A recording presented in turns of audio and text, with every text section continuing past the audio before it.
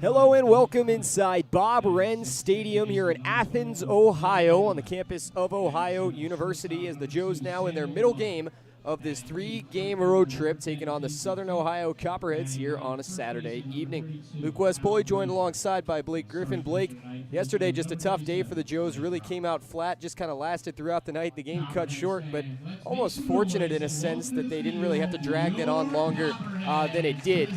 Now a big chance to rebound, though, on the road, and that's something that this team has done well all season long. Yeah, really good road team. The vibes were not killed by any means. Definitely came out today. The bus was very active. The guys were still cracking jokes. Give me a lot of good confidence for tonight's game.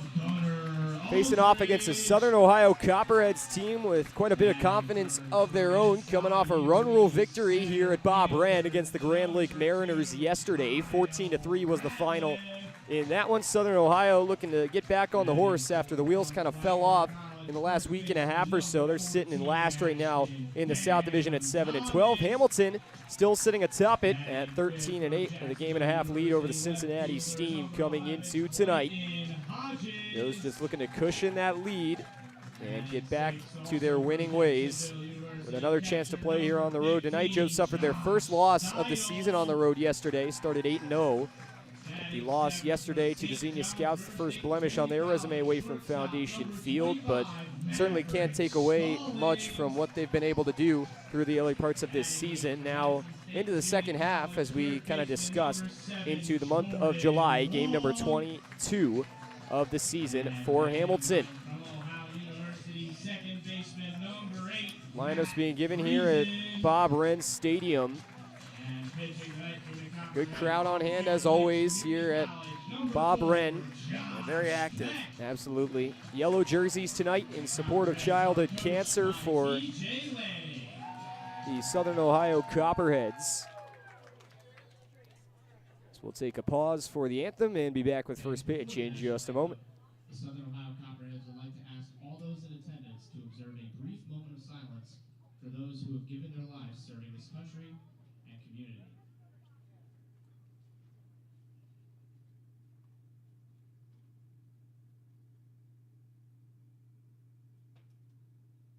Thank you. At this time, we ask that you remain standing for the singing of our national anthem. Ada McKeown, cousin of Copperhead's general manager Carly Clay, will be singing tonight's national anthem. Oh, say can you see by the dawn's early light what so proudly we hailed at the twilight's last gleaming, whose broad stripes and bright stars through the perilous fight o'er the ramparts we watched were so gallantly streaming, and the rocket's red glare, the bombs bursting in air, gave proof through the night that our flag was still there. Oh, say does that star-spangled banner yet wave o'er the land of the free and the home of the brave?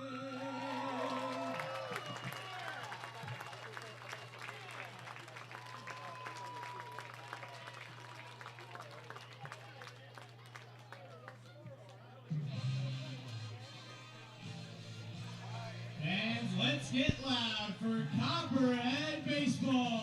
Beautiful national anthem rendition. Crowd very lively here on a Saturday evening from Athens in southeast Ohio. Joe's going to bat first. We'll give you the Kettering Health starting lineup. Starting right now, batting first and playing third base, Walker Bridges. In the 2-hole once again in left field tonight, Grant Miller, Parker Lester. We're on the hot streak, going to DH and bat third. Nick Wimmers will catch and bat cleanup. Bennett Clement playing in center field, batting fifth. Clay Badalak in a sixth spot at second base. Sam Lowe moved up to the 7-hole. He will play shortstop. Batting eighth is Casey Fink. And rounding out the order, Cal Brazier at first base. On the mound for the Southern Ohio Copperheads from Finger Lakes Community College in New York, Sean Peck, making his third start, fourth appearance. He's pitched 9 2/3 innings so far with a 7.44 ERA, 4 walks to 13 strikeouts for Peck. Three-quarter releasing right-hander out there on the mound for Southern Ohio. Lights are turned on. Clouds spotting the sky around Bob Wren Stadium here, but mostly white clouds. Temperature sitting in the mid-80s with not too much wind to speak of. Last time we saw the Joes come out here to Bob Wren Stadium, of course, the weather ended up delaying things for a little while before the Joes were eventually able to pick up a run rule win. Joes in the road black uniforms with the red and gold accents and the gray pants, red stripe down the side. Southern Ohio, as mentioned, in the gold jerseys, white pants. Gold jerseys in support of those families dealing with childhood cancer. Also some veterans thanked tonight on July 4th weekend before the game here at Bob Wren Stadium. So get the throw down, and Walker Bridges is going to lead things off for the Joes. In the loss against Southern Ohio, or rather Xenia yesterday, Bridges was 1 for 3 in the leadoff spot. First time we'd seen Walker move up to, or second time rather, we'd seen him move up to the leadoff spot this season. Bridges playing in the hot corner today in the field as normal at third base.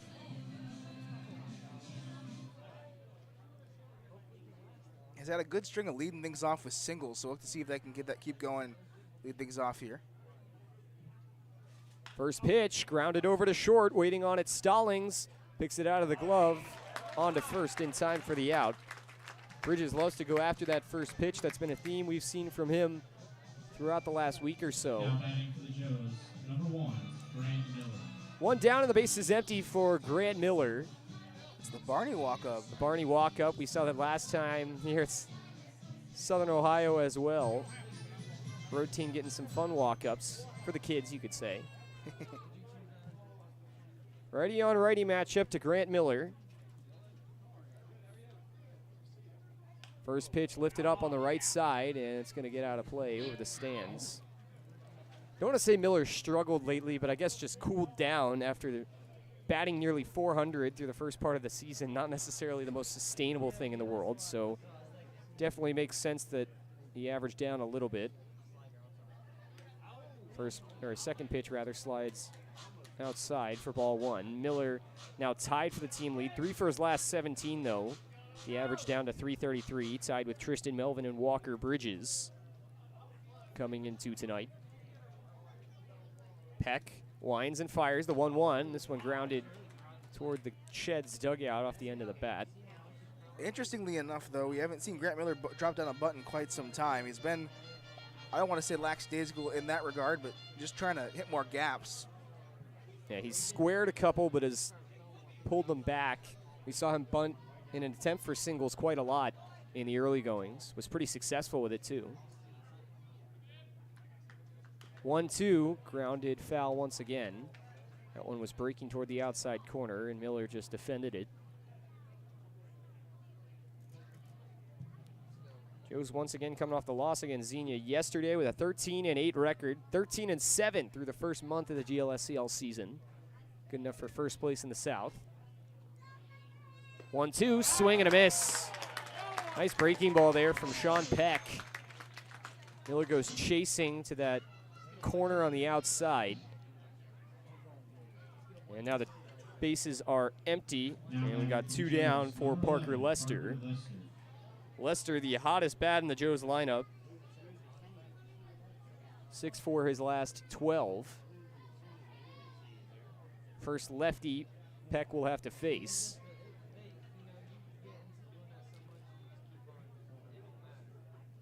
First pitch on the way, upstairs for ball 1.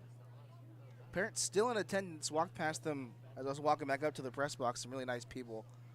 I really like the broadcast. So friends of the broadcast, not only their son, but the parents as well. Shout out to the Lesters. 1-0 pitch, up and away for ball 2. Lester, a native of Calhoun, Georgia. Plays up here in Ohio, though, at Miami University. Also at a Mac ballpark here today. It's the 2-0 just up high for ball 3. This is not the first time that Lester has played here. Yeah, maybe a bit of comfortability. I haven't played at a park that he's played at before. 3-0 pitch on the way. Swing and a miss up high. Lester got the green light. The Joes just trying to manufacture something momentum-wise. That time Lester couldn't connect. Went chasing up a little bit high. Into the windup goes Peck for the 3-1. That's framed on the outside corner for strike 2. I believe he's swinging his cousin's bat tonight. I heard him kind of talk during BP saying he's swinging the big boy bat tonight. Big boy bat. Cousin in the Detroit Tigers organization. Full count pitch to Parker Lester on the way, and it's up and in. Lester taking the base, ball 4. Just the 5th walk of the season for Sean Peck. Yeah, that was one thing you could kind of point to Peck's numbers and say that he strikes out way more than he walks, but giving up a walk in the first inning. So the inning extended as Nick Wimmers going to dig in. Wimmers loves to face these right-handed pitchers as that switch hitter, but as we've mentioned a couple of times, a natural lefty at the plate. First pitch, breaking ball inside for ball 1. Almost hit Wimmers on the elbow.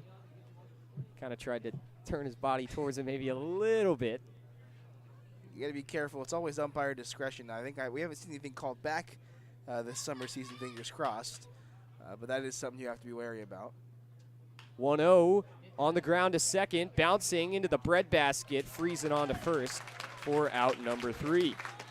So Parker Lester able to extend the inning with a 2-out walk, but nothing for the Joes here in the top of the first. We will head to the bottom of the inning from Athens. No score between Joes and Cheds. Back in a moment. Stay with us. You're watching Joes Baseball on the All Wealth Hamilton Joes Broadcast Network.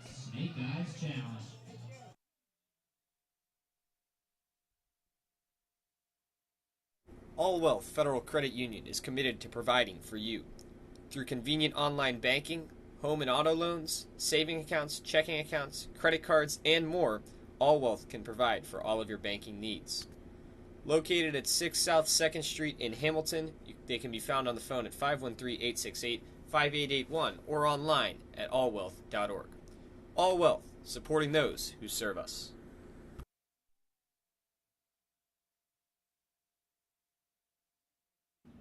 Butler County Mental Health and Addiction Recovery Services, in partnership with the community, is here to provide comprehensive recovery-oriented system of care and prevention.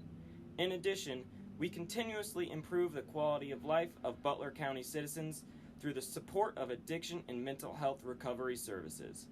Butler County Mental Health and Addiction Recovery, a proud sponsor of your Hamilton Joes.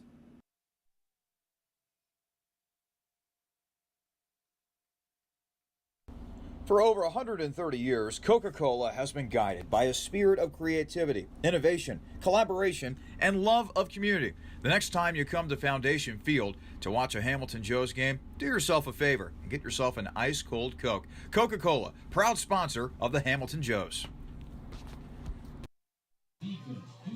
Bottom of the first here from Athens. No score between the Joes and Copperheads. Copperheads head coach TJ Lanning having some fun in between innings with his baby cousin playing a dice game out there on the field.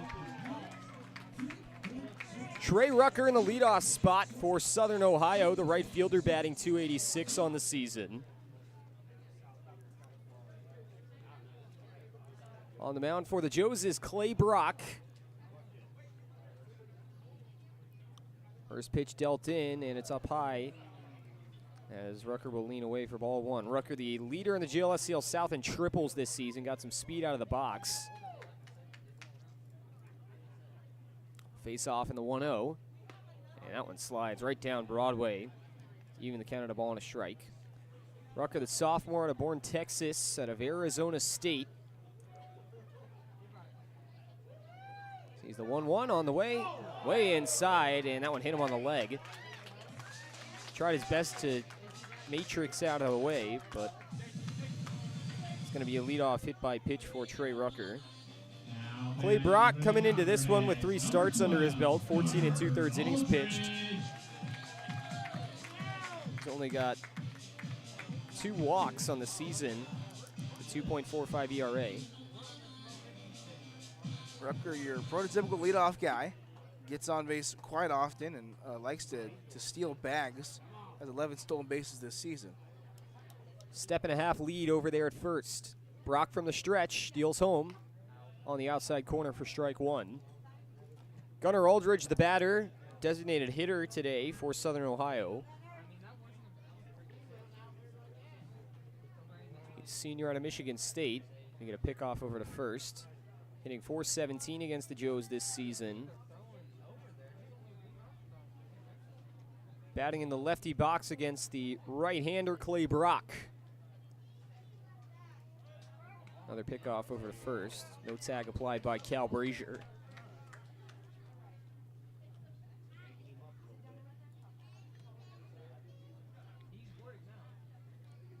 Lead slightly bigger than normal over there from Rucker as Brock comes set. And he's off. The pitch, swing and a miss. Reach for, throws a good one to second. Tag is in time. Dime, absolute dime. Great throw by Nick Wimmers. As that was put in the perfect spot, Rucker got a decent jump. And that ball had to be thrown in one specific spot in order for that tag to be applied in time. And it was hit perfectly. 0-2 count to Aldridge. Now with the bases empty, Clay Brock pitching from the windup. Pitch is up high. Aldridge kind of reached out for that one. Maybe the hit and run was on as he just tried his best to put that one in play, but the pitch he swung at was way outside. Now the 1-2 offering. Swing and a chopper up the middle. Low playing it to the right of second base. Easy one over to first for out number 2. Catchers for the Joes have been very good behind the plate, controlling the run game. Maybe one of the best in this GLSCL. Always good to have that confidence on the mound that you know that your guys can erase some runners. Absolutely. And it truly can't be understated how much of an asset a good defensive catcher is on your 100%. team. Kyle Ratliff comes up with the bases empty and 2 down. Brock's first pitch to him on the way. This one grounded over to third. Bridges right on it, over to first on line for out number 3.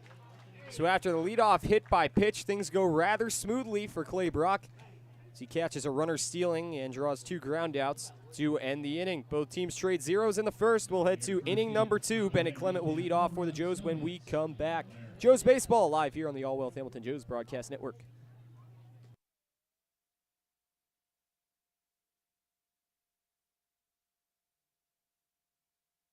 Bridgewater Falls offers guests a unique shopping experience with more than 30 shopping destinations, including Target, JCPenney, Ulta, Best Buy, Michaels, Dick's Sporting Goods, and many more. Bridgewater Falls also has a wide variety of delicious dining destinations. From burgers to pizza to sushi, experience all the flavors of Bridgewater Falls. Bridgewater Falls is located just off the Butler County Veterans Highway, Ohio 129, at the corner of Princeton Road and Bypass 4. Come experience a great shopping, dining, and services in the heart of Fairfield Township, Ohio. At Brown Dawson Flick Funeral Home, we don't just care for the recently departed. We serve those who held them most dearly. Our families have known since 1935 that they can count on our honest and respectful staff to provide only the highest level of service. The kind of service that you can't get just anywhere these days.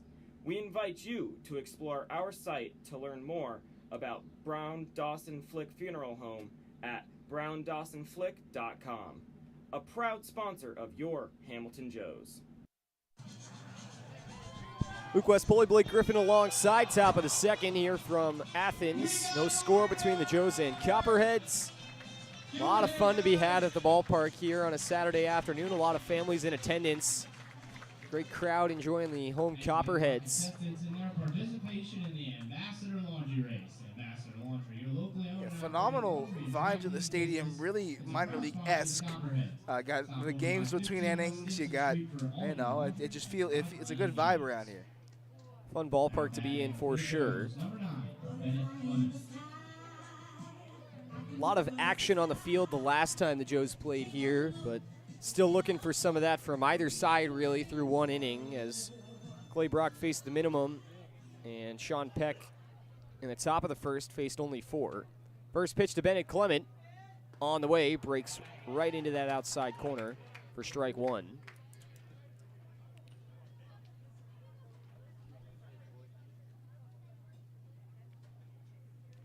Now the 0-1 offering on the way. Outside, trying to frame that one on the outside corner was Steidel, but just a couple inches off. He'll even the count at 1-1. Bennett Clement just trailing off that team lead, as it seems like he has all season, batting .328. 1-1 laced left side, but finishes foul. They say never, always the bridesmaid, never the bride. Clement was the hero in game 1 of the season as he had that big walk-off for the Joes. But most of all, has just been really consistent. Don't think he's ever gotten screaming hot necessarily, but he's always a guy that can be relied on to get you, 1 or 2 hits a game. 1-2 reached for, slowly hit over to short. Tough play for Stallings. He receives over to first. It is not in time. Good hustle by Bennett Clement. That's probably going to be an infield single, as that one was chopped. And Stallings had to come in probably about 10 feet on the infield grass at short to make that play.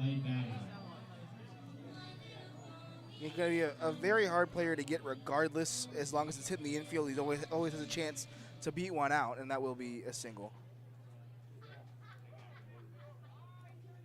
So the first hit of the game from the Joes comes from the bat of Bennett Clement. Now Clay Badalak, the lefty, will stand in. Clement leaning at first, he won't go. This one's flared left side into left field for a base hit. Right into the 5-6 gap. Clement going to get the stop sign at second. Back-to-back singles, though, as Clay Badalak able to just kind of float the hands at that one and push it up the left side. Now batting for the Joes, number 2, Samuel Lowe. Badalak 5 for 7 now against the Copperheads. Really, really solid against this team. First and second, nobody out now for Sam Lowe. Give him the big-time rush walk-up. I don't think that's a diss. That's a good one. That's a banger. Thomas in on the infield grass, maybe looking for a bunt here. First pitch, breaking ball just upstairs for ball 1. Crowd doesn't like it. Thomas is now on the edge of the grass in the infield, was probably about 4 or 5 steps in, 1 pitch ago. Dangerous for sure if the bunt's not put if down. The bunt's not, absolutely. He's halfway down the line.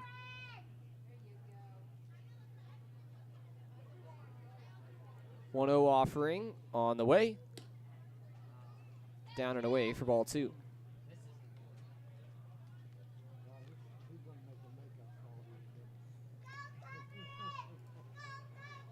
First time we've seen a runner in scoring position from either side, as both teams had a guy on base in the first inning, but both times never got farther than first. 2-0, just missing that outside corner for ball 3. Once again, Steidel trying to frame that outside corner, but hasn't really gotten that his way yet. Some darker clouds have come over the sky here.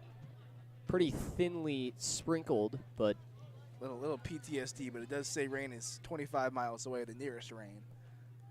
3-0, fastball over the plate for strike 1. It's not forecast, so. Yeah, we don't want to jinx anything after yesterday. I'm not on any wood as we have up here, but Because yesterday, the forecast said light rain, and all of a sudden it started chucking was in with all thunder but and light. lightning.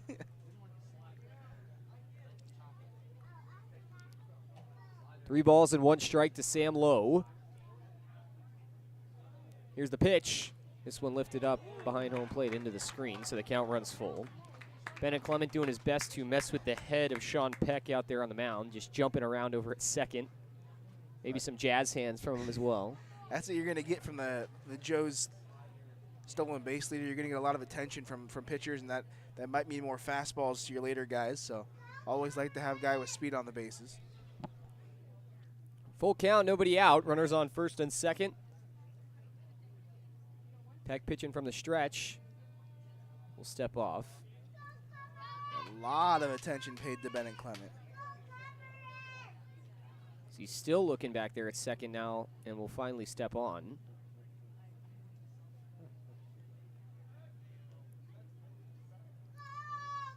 Three-two pitch.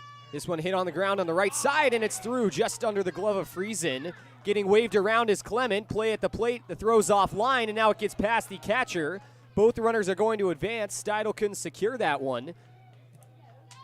We'll see what they score that. It was going to be a pretty tough play, I think, over there at second to pick that one off the ground from Friesen. But the runners are likely going to advance on an error, as that throw was well off the plate out there in right field from Rucker. Run comes in to score, though, and the Joes now lead 1-0. Sam Lowe now tied for the team lead in RBIs with 15, back even with Grant Miller atop that category. Now 2 in scoring position and nobody out for Casey Fink. It was going to be a tough play for Friesen anyway, as he was bouncing towards the bag. And really just kind of hit it the one place he wasn't going to reach it. First pitch breaking ball to Fink off the plate for ball 1. Yeah, in isolation with no runners or no players in the field, that would look like a routine ground ball, but just where Friesen was positioned over there at second base, a little more towards the bag, that play was a lot tougher. 1-0, hit softly up the middle, having to come around that one and charge in as Friesen. Throw is picked off the ground by Thomas for the out, but a run will score. RBI ground out from Casey Fink will double the Joes' lead. That's going to go unnoticed, but that's a phenomenal pick by Bam Thomas over there at first. Saving a run at least. So first out of the inning recorded, another run comes in to score. Sam Lowe advances to third for the Joes, and now Cal Brazier up to the plate. Peck continuing to pitch from the stretch here. Infield coming in. First pitch breaking ball way up high for ball 1. Forgot to mention, want to wish a happy Canada Day to Mr. Cal Brazier, the lone Canadian on this Joe's roster. Happy belated Canada Day. It was yesterday. Pearl Zabel caught it for the socials, but we didn't for the broadcast. Pearl's always on top of things. 1-0, this one's crushed out there in center field. Backing up is Ratliff, looking behind him. This one's gone. Cal Brazier crushed that one to center field. Looked like it might be a fly out deep, but just carried, and puts it over the center field wall to double the Joes' lead. 4-0 now. That's just grown man strength right there. They had a big flex off in the dugout as Sam and I were leaving the field. Him and Tyler Thaman were flexing in the bathroom mirror. Definitely showing off the muscles there. Absolutely crushed that one. And not an easy park to put one out. This is deep. Absolutely, and to hit one out in center here is pretty good stuff from Brazier. That ball traveled probably almost 400 feet. Back to the top of the order. First pitch to Walker Bridges. Swing and a miss on the breaking ball for strike 1. Brazier's been working on that swing every day for the past probably 2 weeks. Made some adjustments today pregame. It's the 1-0 reached for and swung and missed to make the count 0-2 to Bridges. But kind of made a mid-batting practice adjustment. Watched some video on his swings and said he felt really good afterwards. The 0-2 in on the hands. You're not going to shout yourself out on that? You recorded the video. I did record the video. Yeah, take some credit. I hit awful fungo before the game, said I'd take responsibility for any Joe's errors. It's the 1-2 reached for, sprayed on the right side. Picked up by Thomas at first. He'll make the play for out number 2. So I'll take the blame for any errors made by the left side of the Joe's infield. But I guess I can kind of pat myself on the back a little bit for a home run. Yeah. You get like an 18th or something like that. Yeah. .001, something like that. Grant Miller coming up to the plate now. Bases empty, 2 down. Miller struck out swinging his first time up. Peck from the windup deals the first pitch in. Bunt is squared. It's put down. This is a good one down the line. Charging in at third is Long. He can't get it out of the glove. A bunt single for Grant Miller. We talked about it. He's just really good at putting those down. I wonder if you heard us. They got the broadcast up in the dugout? In the dugout. Shoot. That was near perfect stuff right down the line. Even if Long was able to pull that out of the glove, I don't think he had a chance at Miller. I think he just ate it. The only thing you can do, don't want to throw it away. So now we're running on first with 2 down for Parker Lester. Peck set on the mound. Deal the first pitch, breaking ball in there for strike 1. Catching the top part of the zone. Lester walked his first time up. We've seen the juice in that bat come alive as of late. Lester his first home run of the season a few nights ago. Over the scoreboard and right at Foundation Field. That one's getting on the softball field. Alleviates the air. 0-1 down and in near the feet to even the count.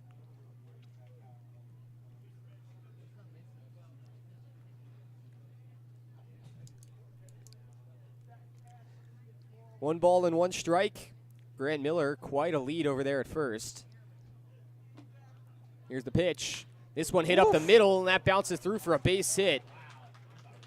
Almost hit Peck in the head. He had to get out of the way of that one as it was headed straight up the middle right at that height.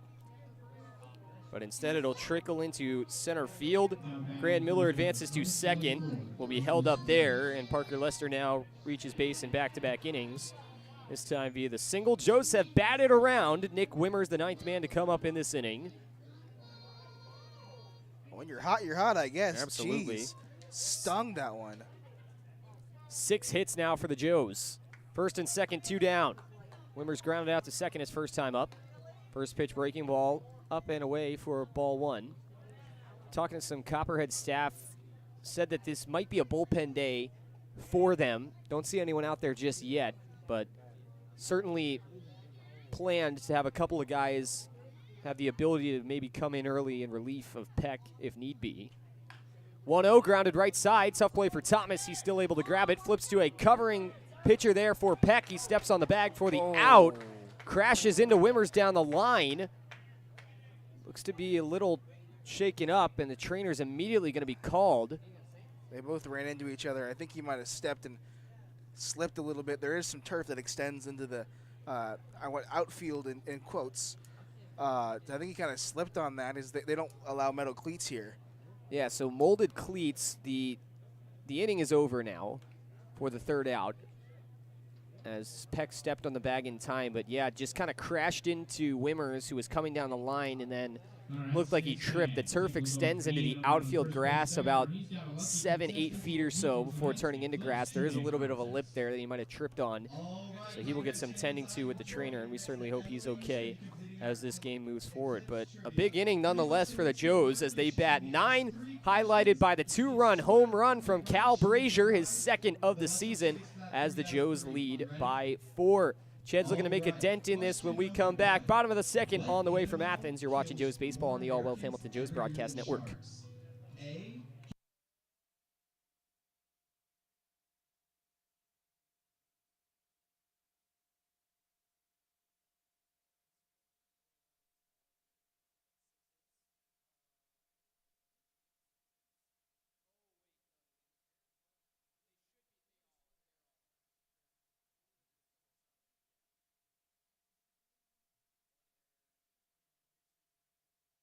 The Casual Pint is a community and neighborhood craft beer spot located in Hamilton that provides a vast selection of the best craft beers the region has to offer.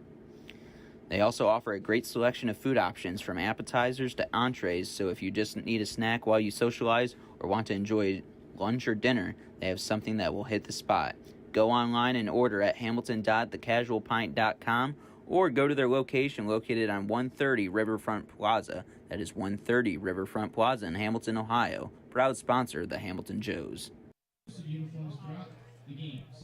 Joe's 4, Ched 0 here from Athens, bottom of the second on deck. Clay Brockry taking the mound for the Joes. Faced the minimum in the first inning after hitting Trey Rucker in the leadoff spot. Nick Wimmers caught him stealing, though, and then Brock was able to draw 2 groundouts. Bam Thomas going to look to get things going for Southern Ohio. First baseman, left-hander in the box. Batting .219 on the season. First pitch from Brock, taken into center field. Backing up is Bennett Clements. To the track, he makes the catch. Well, exciting out number 1. Absolutely. That one definitely didn't have a chance to go out as the batter's eye up there and the fence kind of extending back. Didn't think that one was going to get high enough, but nonetheless, that still could have been extra bases if that got over Bennett Clements' head. So good for him to be able to get back deep. I kind of talked about it with Sam Hughes, our director of analytical stats and such. It's kind of like a triples alley in left center, a little in center. If that gets out there, that could be 3 bags for sure. First pitch called strike on the outside corner to Clayton Hodges. Yeah, that left center to center field, the fence kind of extended out a little more. So next pitch on the way, flared on the right side. That's going to drop in right field for a base hit. Off the end of the bat from Clayton Hodges. And the left fielder has given the Cheds life their first hit of the game with 1 out here in the bottom of the second.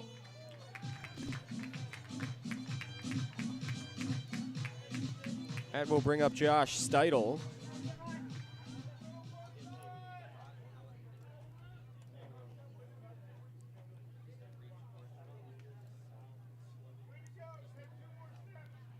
Pickoff move delivered over to first base.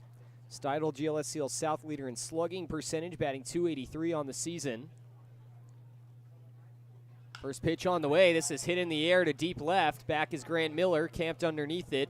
He'll make the catch towards the line. We're going to get a tag from first. Great throw from Miller. The tag is in time. It's a 7-4 putout. Grant Miller with a cannon and nothing for Clay Hodges. As now, that will retire the side as once again Clay Brock faces the minimum here in the bottom of the second. Dazzling defense on the Joes' end, and they will be rolling into the third inning here, looking to extend upon this lead. Back in a moment. Stay with us. You're watching Joes Baseball on the All Wealth Hamilton Joes Broadcast Network.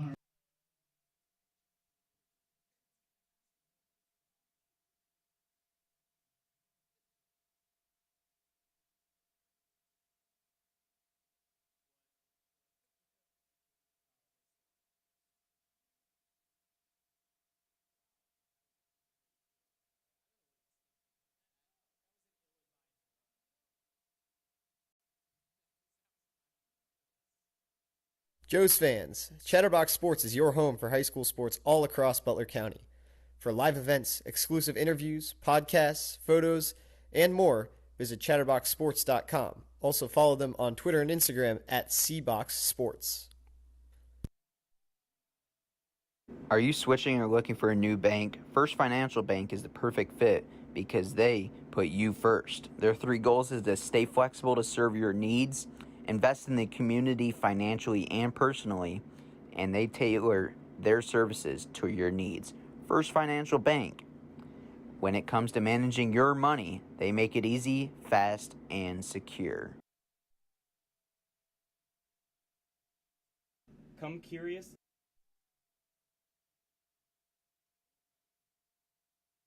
and leave inspired. The Fitton Center for Creative Arts isn't just a building, it's an experience. We are a nonprofit community arts organization that has been a part of the Hamilton community for over 20 years. Visit us soon to see what we have to offer. Learn something new in one of our art classes or workshops that are open to students of all ages. Be enthralled by extraordinary musicians, actors, and dancers at one of our live performances. Stroll through our remarkable art galleries or reserve one of our diverse venues for your special event. Become a part of the Fitton Center and redefine the way you experience the arts in Hamilton.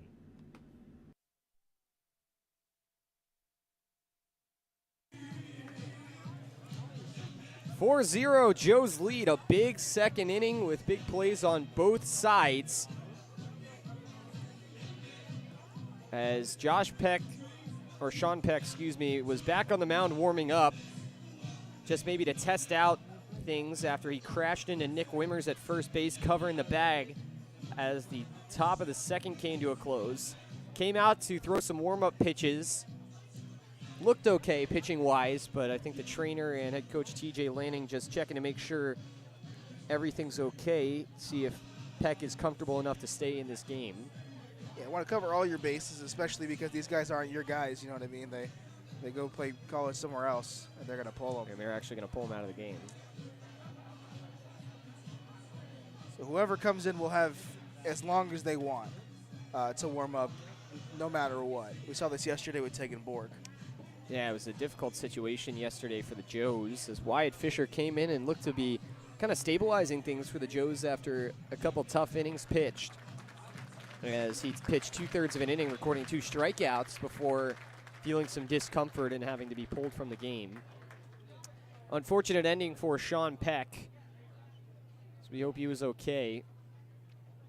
Hope things can heal rather quickly, but we are going to get a new pitcher into the game for Southern Ohio.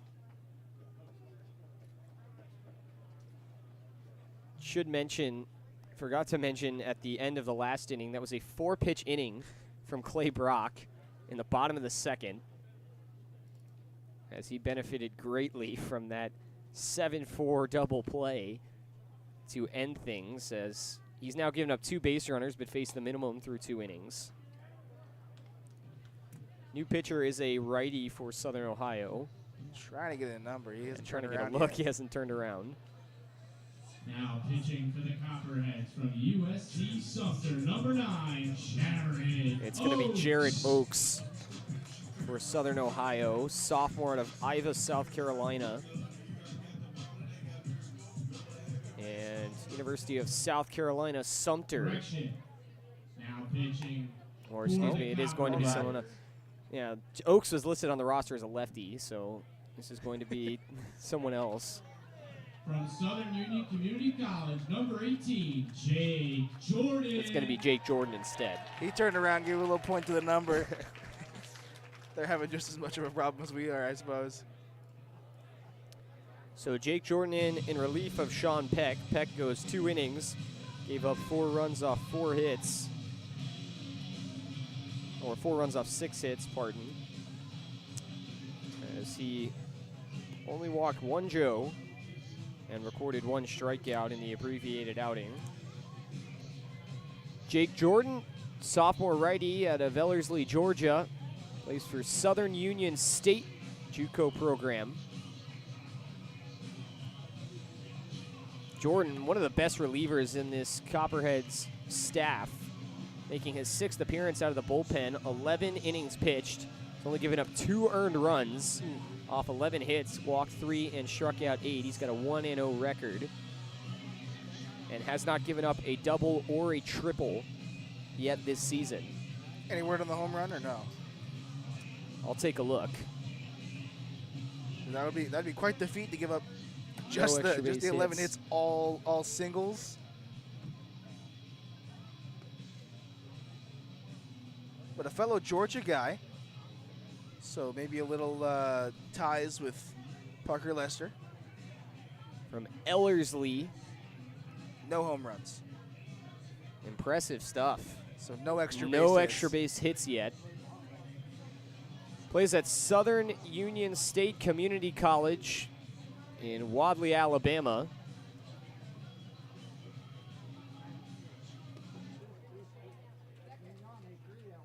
First batter he's going to face is Bennett Clement, who led off the last inning. Joe's batted exactly 9 in the second. Bennett Clement rocking to a little Bill Nye. Yeah. Bill. Shout out to all the 2000s kids that grew up on Bill Nye, and a lot of the stuff they're playing tonight. Kind of our kind of haven. I love Bill Nye. We we're Gen Z. A lot of Gen Z music tonight. Maybe they should stop playing it, though, because the Joes are seeming to feed off of it. Joes are hot. 4 runs in the last inning. Bennett Clement looking to continue things. First pitch upstairs for ball 1.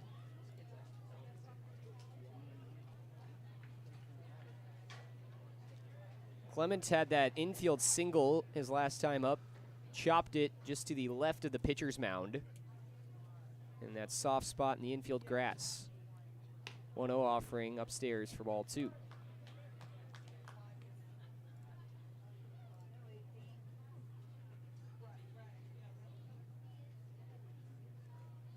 One of the better backdrops for sure in this league. Yesterday at Xenia, probably one of my favorite parks that we've played at so far, but this one definitely up there. I love having everything kind of available, and it's a very picturesque background.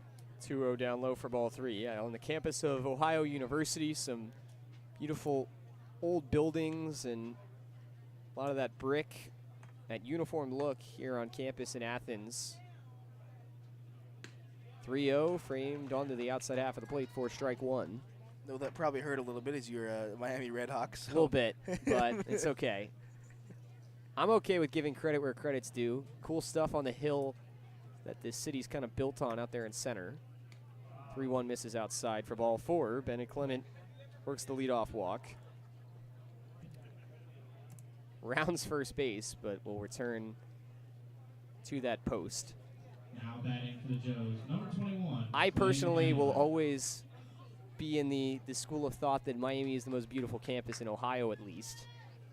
Frequently advertised for that. Believe won a Forbes award as the most beautiful campus in the country a few years ago. Can't argue with Forbes. Athens is another great college town, though. OU and Miami are very similar schools. First pitch, swing and a miss from Badalak. Nice stuff out there on the mound from Jordan. Couple Ohio Bobcats on this Copperheads roster. A lot of MAC guys on both these teams. It's the 0-1 flared into shallow left center. This may drop, and it's going to. Clement going to take a long round around second and now have to return rather quickly, but he's back in time. Badalak with his second straight single, 2 for 2 now on the day. Joes came in with the best team average in the GLSCL at 277, but certainly down after yesterday and really just an all-around struggle offensively. Joes looking to recover for that here today. They've already got 7 hits, making their way through the lineup for a second time. Sam Lowe up in the same situation he was last time. First and second, nobody out. Corner infielders in. First pitch, swing and a miss on the breaking ball. Finish down in the turf. Middle infielders still in that double play depth. Outfield playing rather normally. You see the corner infielders come in, but Coach Tyler Thaman did say during BP we didn't come all this way to bunt, as Kyle Brazier tried to lay down a couple of bunts during BP. So definitely not in the idea that they're going to be bunting here. 0-1 bouncing on home plate. 1 ball and 1 strike. No sacrifices. Yeah, they'll let Grant Miller bunt for singles all day. It's interesting. Brazier's always a guy who likes to put down those bunts during BP, but I don't think he's ever going to be a guy that you will see lay one down in a game. He's a guy who likes to swing the bat. We've seen that. 1-1 finds the outside half of the plate for strike 2 on the fastball. Brazier loves to swing and swing hard when he's in the box. As you mentioned, Blake during his last at-bat just muscled that one out there in center field over the wall. 1-2 count, pitch to Sam Lowe, reach for it, did he go around? They'll say he did, strike 3. First strikeout for Jake Jordan, second overall for this Copperhead staff. And now Casey Fink will come to the plate. Runner still on first and second. 1 down now.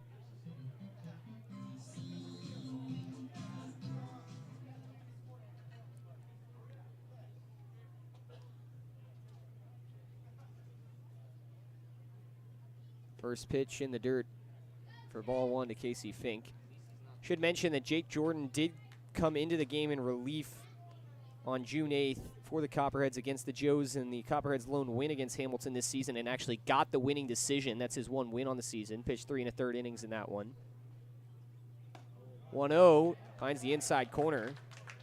That one started to run inside on Fink, who kind of moved away from it, but ended up just finishing right on the plate. 1 ball and 1 strike. Here's the pitch. Swing and a miss. Fink had one of the hands come off the bat there. This was just a little off balance. Might have second-guessed himself a little bit about halfway through that swing.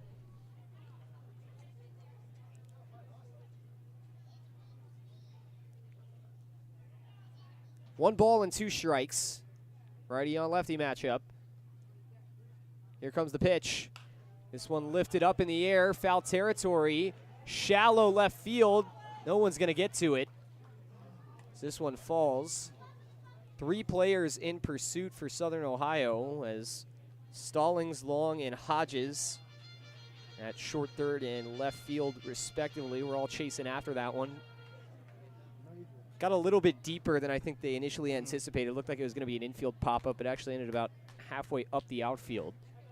Good that none of them ran into each other. Saw a little bit of a close call as one I had to juke around each other, but always good to see those end without anybody on the ground. So the count remains 1-2 to Casey Fink. Here's the pitch. Runners go. This one grounded. It's going to be off the foot of Fink, I believe. Over to first. The out's going to be called. Fink didn't even run, as that one must have hit him. The home plate umpire called it foul, it looked like initially, and now they're going to have a meeting between the 2 umpires. Both runners went for the Joes, and they're going to call Fink out. Fink did not run down the line, and I think he's trying to argue that that one did hit off of him, as it was just slowly hit up the first base side and was an easy play for Bam Thomas. I think he's just trying to argue that he didn't get a clear, fair foul call. And I think the umpire might have said foul, and that kind of didn't provoke Fink to run. I think that's kind of what he was upset about, not getting the chance to even run it out.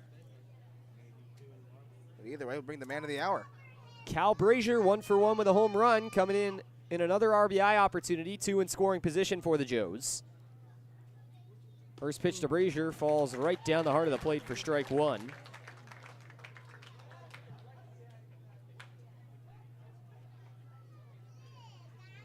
That pitch with some sliding action. 7 hits in the game for the Joes. The 0-1 dealt in, and just going to miss that inside corner a little bit low, which will even the count on a ball and a strike.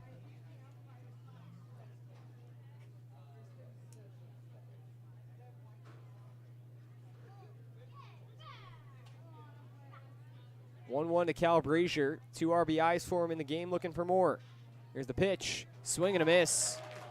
Nice sliding action on that one from Jake Jordan. Finished way outside.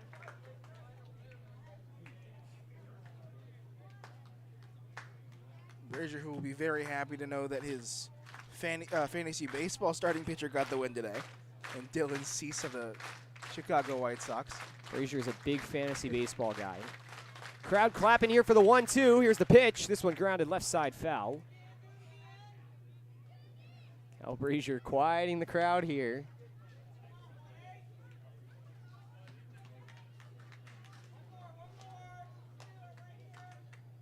(20 pitches in this inning already.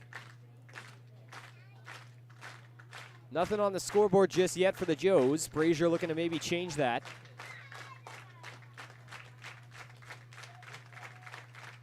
One-two pitch. Swing and a miss. Strike 3. Brazier goes fishing on that one. And Jordan fooled him with the breaking ball. After giving up back-to-back base runners, 3 straight outs recorded in relief as the Copperheads put up a 0 to give themselves a chance to cut into this lead in the bottom of the 3rd. Bottom 3 men in the lineup due up for the Copperheads as we will return with the bottom of the 3rd inning. Stay with us. You're watching Joe's Baseball on the All Wealth Hamilton Joe's Broadcast Network.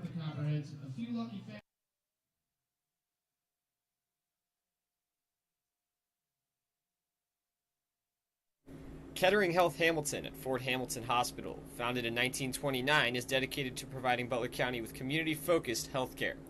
With skilled specialists and cutting-edge technology, they feature advanced wound care, emergency care with a Level 3 trauma center, heart and vascular care, maternity care, and orthopedics and joint replacement. Visit them at 630 Eaton Avenue in Hamilton or give them a call at 513-867-2000 for all of your healthcare needs. 4-Star Mechanical is your one-stop shop for all things heating, ventilation, air conditioning, and refrigeration. With over 100 combined years of industry-specific experience, they're equipped with the design and job site knowledge to complete every project from concept to routine maintenance. Call them at 513-737-1008.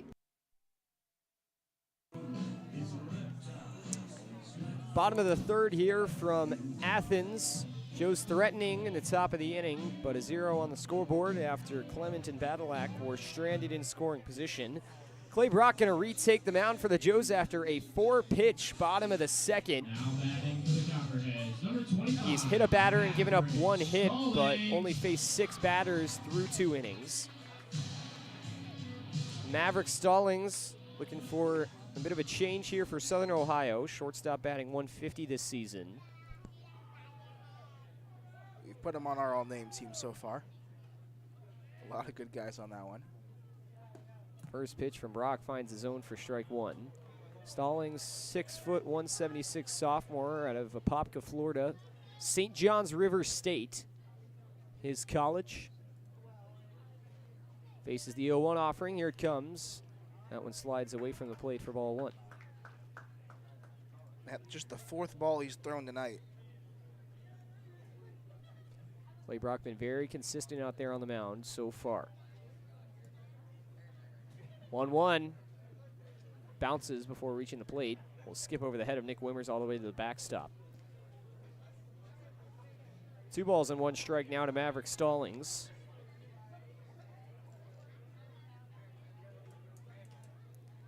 Copperheads trailing 4-0 for a big second inning from the Joes. 2-1, hit on the ground, left side past a diving Walker Bridges.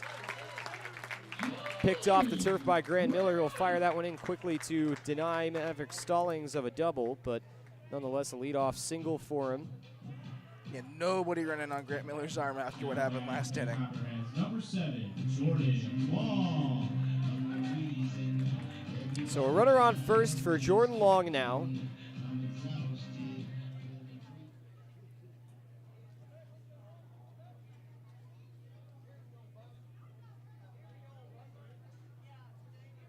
Brock set on the mound, pitching from the stretch once again. First pitch breaking ball, chopped foul up the left side. Into the Copperheads dugout.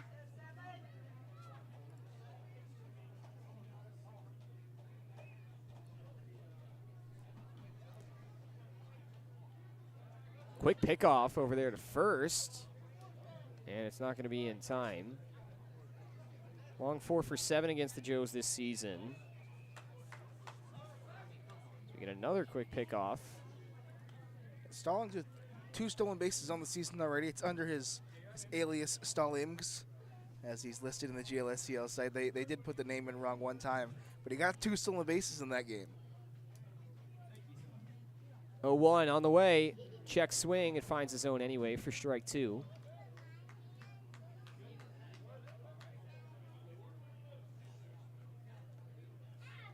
Pretty big lead out there on that last pitch from Stallings.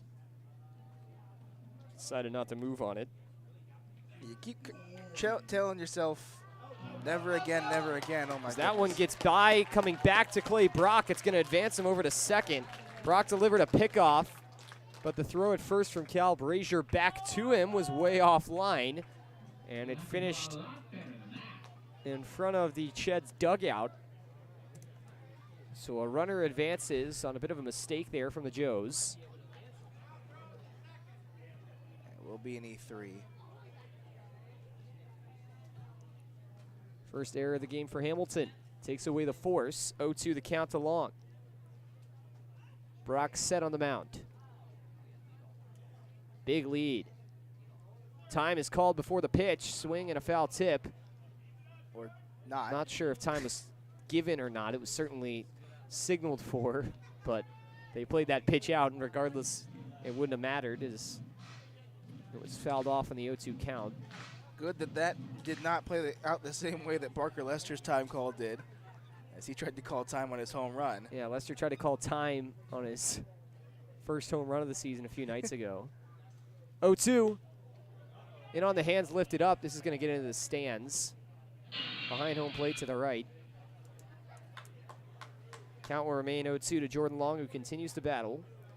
Long, the sophomore out of Edison State College, native of Huber Heights, Ohio. Closer to where we were yesterday in Xenia, the Dayton area. 0-2 pitch. Breaking ball fouled off once again. Clay Brock continuing to just pepper that zone. But Long is defending very well right now at the plate. It's the type of at-bat where you feel a big momentum shift could come on either side depending on who ends up on the winning side of this.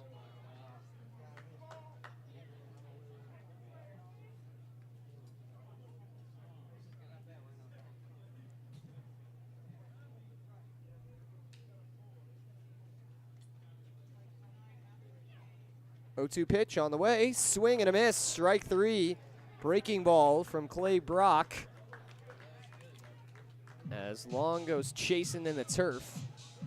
That's Brock's first strikeout of the evening. And then we'll bring in Matt Friesen. Friesen was a late addition into the lineup for the Copperheads as Carson Shepard was initially scheduled to get the start at second. But about 20 minutes before first pitch, Friesen was put in his spot instead. Actually had to change the name in the live score. First pitch is inside for ball one. Wimmers lost it a little bit at the plate trying to transfer it to the hand, but recovers it quickly. Stallings will stay over there on second. Runner in scoring position with one out to Matthew Friesen, normally a catcher for the Copperheads. Plays for the Ohio Bobcats collegiately, senior out of St. Cloud, Minnesota. 1-0 offering off the plate. Just love the ballpark so much you said to stay over the summer. Yeah, it's interesting that how those guys just can't get enough of the Bob Wren Stadium vibes here. Beautiful Bob Wren. It is a beautiful stadium. Definitely one of the best away stadiums in the GLSCL. Love coming here to Bob Wren. 2-0, maybe a broken bat hit right up the middle. Sam Lowe gonna dive for it and not get there. Stallings waved around third. He's coming home. He will slide in safely without a throw. As a run will score. Sam Lowe a little bit shaken up at short for the Joes after he dove for that one. That ball was hit incredibly slowly up the middle. But it was just straight down the center. Looked like he just kind of got the wind knocked out of him, I think, when he dove. Because it's not quite grass. We mentioned it's still that turf, so it's a harder surface. Normally, they always tell you breathe out when you're gonna dive, but when you're running, it's not really going through your head. Maybe breathe out before I dive, and so you see the wind get knocked out of you there. It looks fine though. Yeah, he's going to stay in the game. So a run will score. Trainer didn't even come out. Lowe just talked to Tyler Thaman for a little bit as he came out of the Joe's dugout.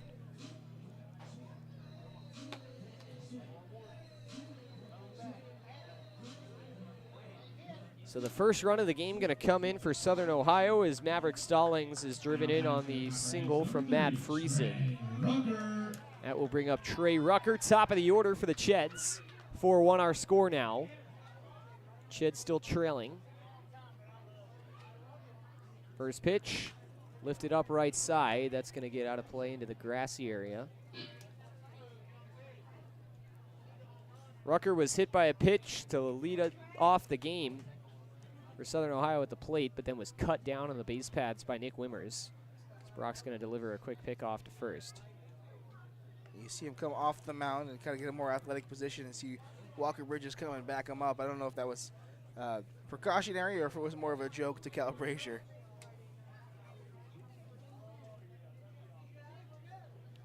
Next pitch in, popped up behind home plate. Wimmer's going to have a tough time going back, sliding and making the catch. A basket gather from Nick Wimmers, who retires Trey Rucker. Second time now that Rucker has just given up an unfortunate out to Nick Wimmers on a really low percentage play. Once again, Wimmers with an athletic move behind the plate to record the second out of the inning. Man, he can do it all, can he? Throw runners out, he can hit the baseball, he can feel his position. Love having two great catchers to rotate between. Evan Ulrich with the night off today for the Joes. Runner on first, and 2 outs now for Gunnar Aldridge. Brock's first pitch, breaking ball outside for ball 1.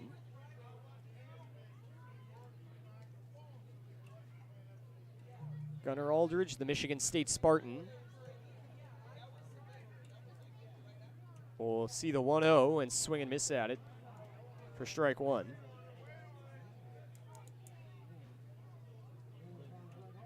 Clay Brock, a solid breaking ball pitcher for the Joes. That's really been the pitch that's worked for him tonight.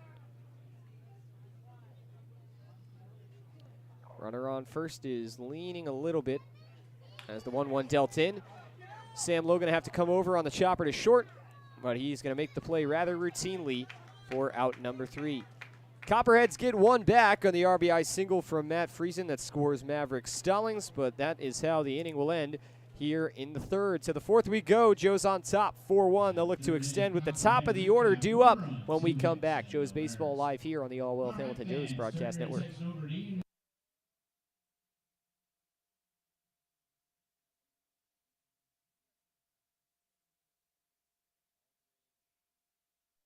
Woman-owned and family-operated, M&G Body Shop has a honest and dependable staff that has over 30 years of experience bringing cars back to life. M&G Body Shop can get your car back safely on the road, providing a wide variety of services including bodywork, frame adjustment, painting, total loss evaluation, window and glass repair, collision repair, alignment, insurance claim reports, and paintless dent repair, and more. Visit M&G Body Shop at 12018 Hamilton Avenue in Cincinnati or call them up at 513-851-9056. Are your clothes still dirty after going through the wash? Is your fridge failing to keep things cold? Pate Appliance Service offers superior home appliance repair in Hamilton, Ohio, so you can get on with your day-to-day activities. They are a family-owned company offering fast and reliable appliance repairs.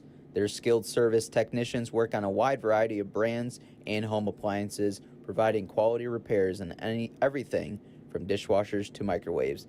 Go to their location at 780 South Martin Luther King Jr. Boulevard or contact them at 513-285-3519. Planet Fitness strives to create a workout environment.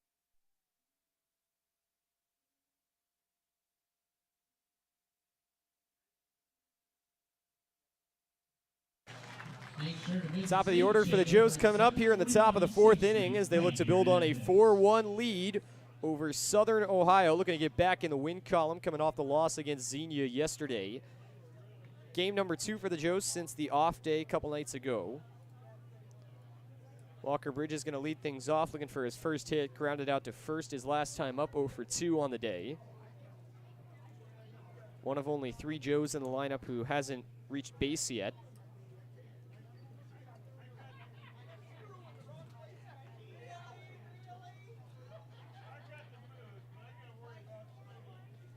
First pitch on the way to Bridges, and it plunks him right on the shoulder. Right on the front shoulder. Walker Bridges immediately dropped the bat and kind of walked behind home plate. Was grimacing a little bit. And is now just going to walk about halfway down the line before getting into a slow jog. I have to ask him what he said because he kind of tapped his chest like my bad. I wonder if he kind of said something not too family friendly and tried to apologize. But that's going to hurt. Yeah, that certainly stings for Walker Bridges, who just kind of hung that arm as he jogged over to first base. But the Joes do get a leadoff base runner here as they look to punch back after Southern Ohio scored 1 in the bottom of the 3rd. Grant Miller, who's 1 for 2 to the plate now.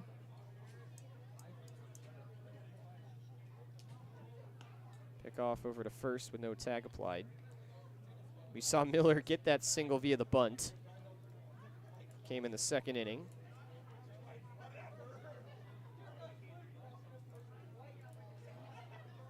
First pitch grounded hard to third base. 5-4 for one. The throw over to first is in time. It's a 5-4-3 double play that'll clear the bases for Southern Ohio.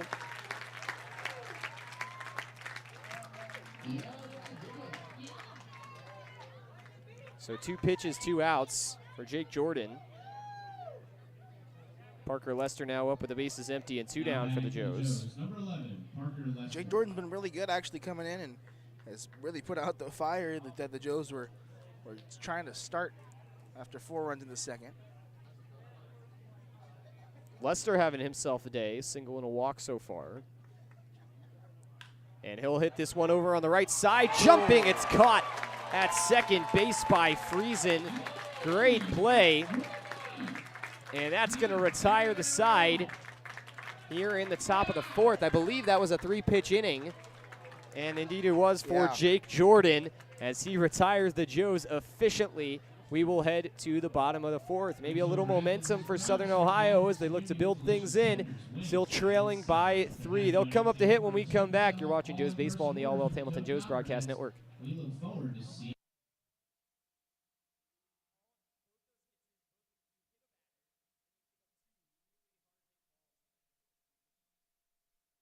Planet Fitness strives to create a workout environment where everyone feels accepted and respected. That's why at Planet Fitness Hamilton, Ohio, we take care to make sure our club is clean and welcoming, our staff is friendly, and our certified trainers are ready to help. Whether you're a first-time gym user or a fitness veteran, you'll always have a home in our judgment-free zone.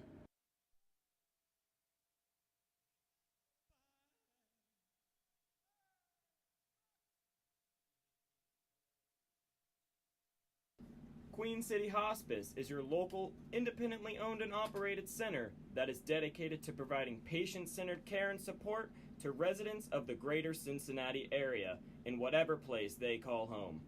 We understand that our staff is the most important aspect of our organization, and that is why we hire only the most qualified and compassionate individuals in the industry.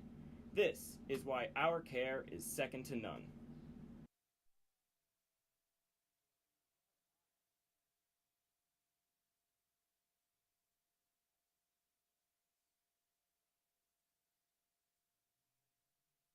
Number 2. We saw a 4-pitch inning earlier, now a 3-pitch inning on the Copperheads side as they look to build some momentum. Home crowd starting to become a little more lively here at Bob Rand Stadium. 4-1, the Joes still lead. Clay Brock back out on the mound for Hamilton. Kyle Ratliff will be the leadoff batter. 0 for 1 on the day with a ground out to third that ended the first inning.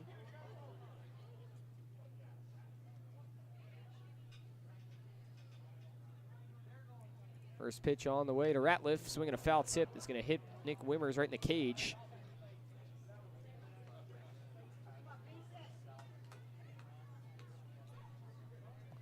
Ratliff, swing for the fences type of guy, home run and strikeout leader in the GLSCL South. Very reminiscent of Judge or Stanton before they got hot this year. Big time power guy. Brock readies for the 0-1. This one hit up the right side, and that's going to drop a bloop single into right field. Ratliff. We talk about the power. Yeah, we talk about the power and just floats one out there. Now batting for the Copperheads. Continues the hits in big spots for Southern Ohio. Yesterday had the, don't know what you want to call it, run rule walk-off as he hit a grand slam to end the game. He came up with a 7-run lead and the bases loaded, and the grand slam ended the game against Grand Lake.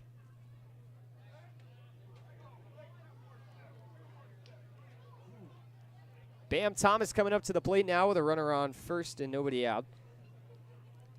Seen a leadoff man now get on in 3 of the 4 innings so far for Southern Ohio. First pitch delivered in on the outside corner to Bam Thomas, called strike 1.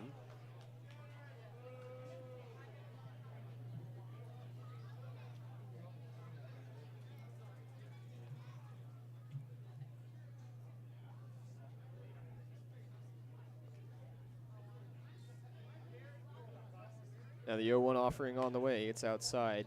A ball and a strike. Kyle Ratliff can steal a bag or two, though, despite the strength and power. 7 for 8 on the base pads this season.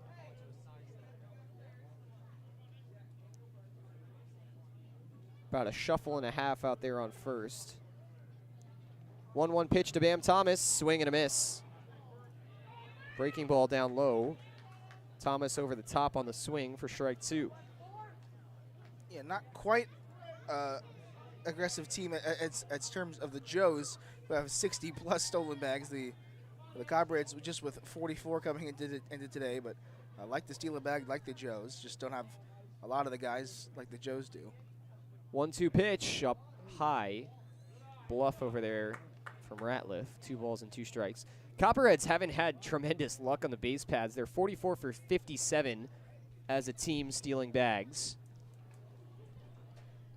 So probably been caught a few more times than you would like for head coach TJ Lanning. Runner's going to go. This one's grounded up the middle right at Sam Lowe. He can't get the runner at second, but will go over to first for the out. That one was grounded right around the pitcher's mound and then just kind of curled right on line with second base. So hit and run doesn't necessarily pay off in the way the Copperheads wanted, but still prevents a double play and advances Ratliff over to second. 1 out in the inning now for Clayton Hodges. Fortunate that Bam Thomas didn't hit that ball any harder. If that ball hit any harder, that's a 6-4-3 tailor-made double play.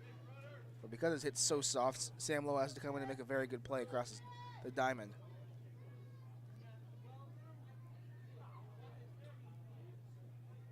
First pitch, fouled straight back.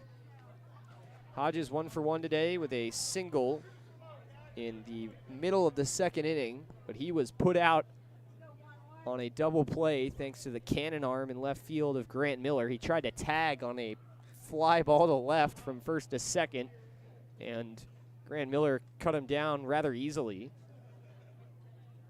0-1, breaking ball, chopped right at Sam Lowe. They'll look the runner back and fire over to first for out number 2. Ratliff sticking around on second. Back-to-back groundouts to short. Sam Lowe has seen all kinds of action in the field so far tonight. That's a textbook way to handle a runner at second, too. Field it, pretty near run them back, and then threw it across.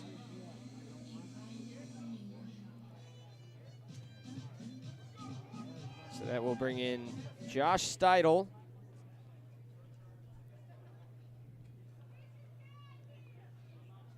Righty on lefty matchup. First pitch dealt in, swing and a miss. Going fishing there, Steidel. That pitch maybe on the low part of the zone, maybe just a little bit beneath it.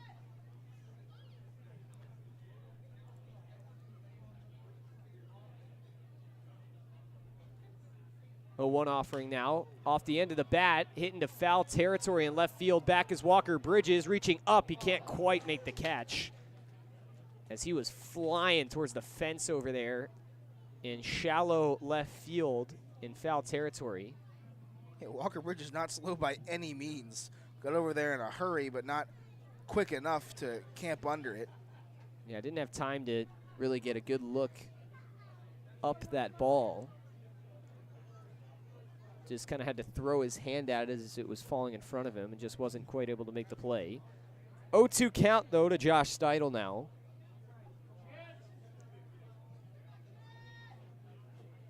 Pitch on the way. Ground ball, first base side, just foul. That one was walking the tightrope along the first base line, but just had a little too much pull on it as it curled to the right of first base. Count remains 0-2.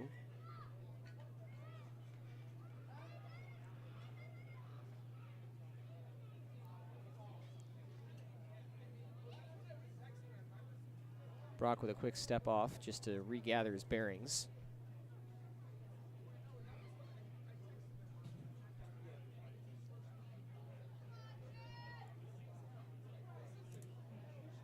Brock, not a guy that's going to strike out a lot of guys in his previous starts. His season high is 5. and that coming in the 5-inning win against the Jazz. It only has one today, a guy that's going to be around the zone, and you've seen that today. 0-2 pitch. Swing and a foul tip, or just a clean swing. That one gets away from Wimmers, but he'll still make the play over to first for the out. Looked like it was a foul tip, but instead just a pitch in the dirt that was chased after by Steidel. Wimmers able to recover that one off his leg as it trickled to his left, and that will retire the side here in the bottom of the fourth. So it looked like Southern Ohio was building a little bit of momentum, but Clay Brock, as usual, cool as a cucumber on the mound, will put that out rather simply as we head to the 5th inning. Joe's still leading by 3, 4-1 your score. You're watching Hamilton Joe's Baseball on the All Wealth Hamilton Joe's Broadcast Network.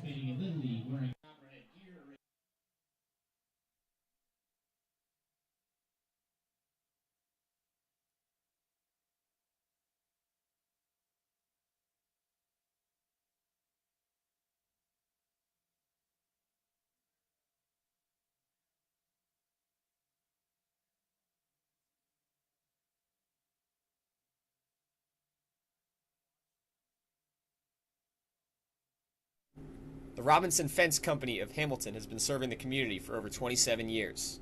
Receiving an A+ rating from the Better Business Bureau, they have been Hamilton's top choice for gating and fencing needs. Give them a visit at 1635 Howell Avenue in Hamilton, or give them a call at 513-867-0080.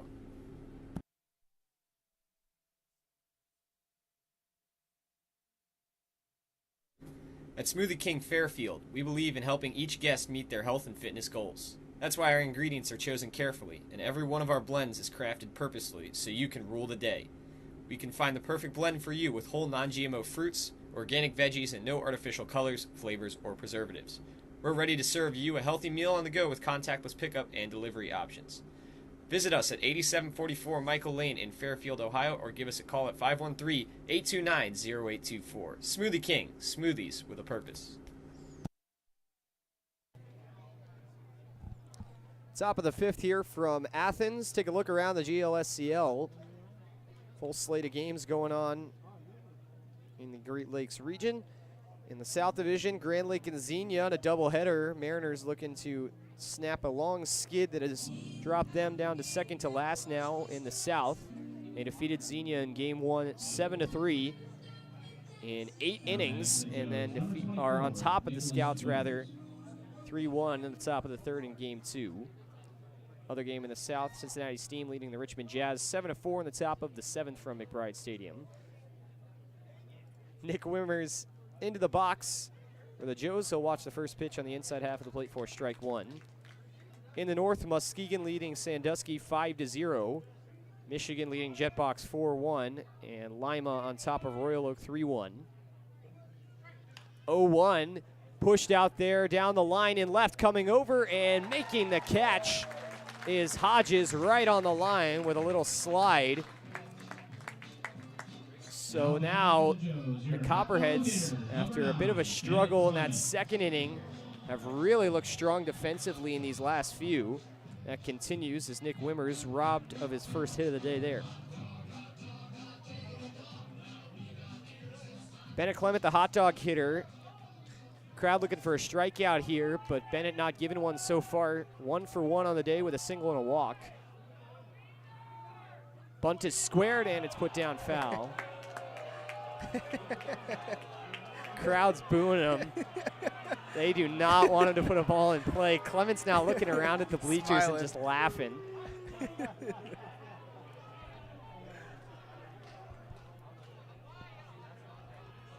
Yeah, we might change a bit of our tune if we get the hot dog as well. You never get a know. hot dog.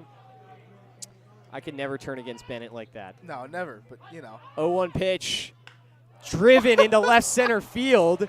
Going back in the gap and making the catch in left is Hodges as Ratliff came flying in front of him. But he made the catch for out number 2. That one was hit well by Clement.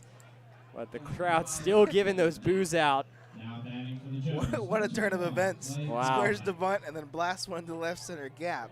I believe that Clement was the hot dog hitter the whole time, but it was announced in between innings, and that really got the crowd going. So now with the bases empty and 2 out, Clay Badalak coming up. He's 2 for 2 with a pair of singles, also scored a run. Quickly into the first pitch, check swing. That one finds his own for strike one. I think I like the way we do it a little bit better with choosing The first man to strike out. That one's a lot better than choosing. I think that puts a little more pressure. You prey on a guy who's already struggled that day. Mm-hmm. 0-1 pitch, swing and a miss. Maybe the same offering there from Jake Jordan, pitch that looked very similar. A little bit of sinking action. 0-2 count to Badalak. Here's the pitch. Off the plate. 1 ball and 2 strikes now. Jordan has been very efficient since entering this ball game. Had a 3-pitch inning in the last inning. 1-2, dives low. Badalak moving the hands at it preliminarily, but did not make any big type of move to swing. 2-2 from the windup, down low for ball 3. Oh. It knocked the umpire's cage off somehow. I have no idea how that happened. I think it bounced and maybe got a little under, and because it went under, it knocked it up and off. It must have squeezed in between the legs of Steidel and then hit something on the ground and kicked up. Odd play there. Full count. Here comes the pitch to Badalak. This one's lifted up and out of play to the left.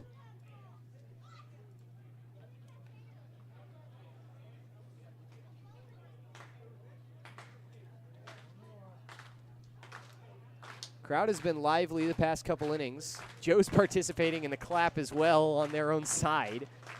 3-2, right down Broadway, called strike 3. Badalak frustrated as he tosses the bat over there towards the dugout.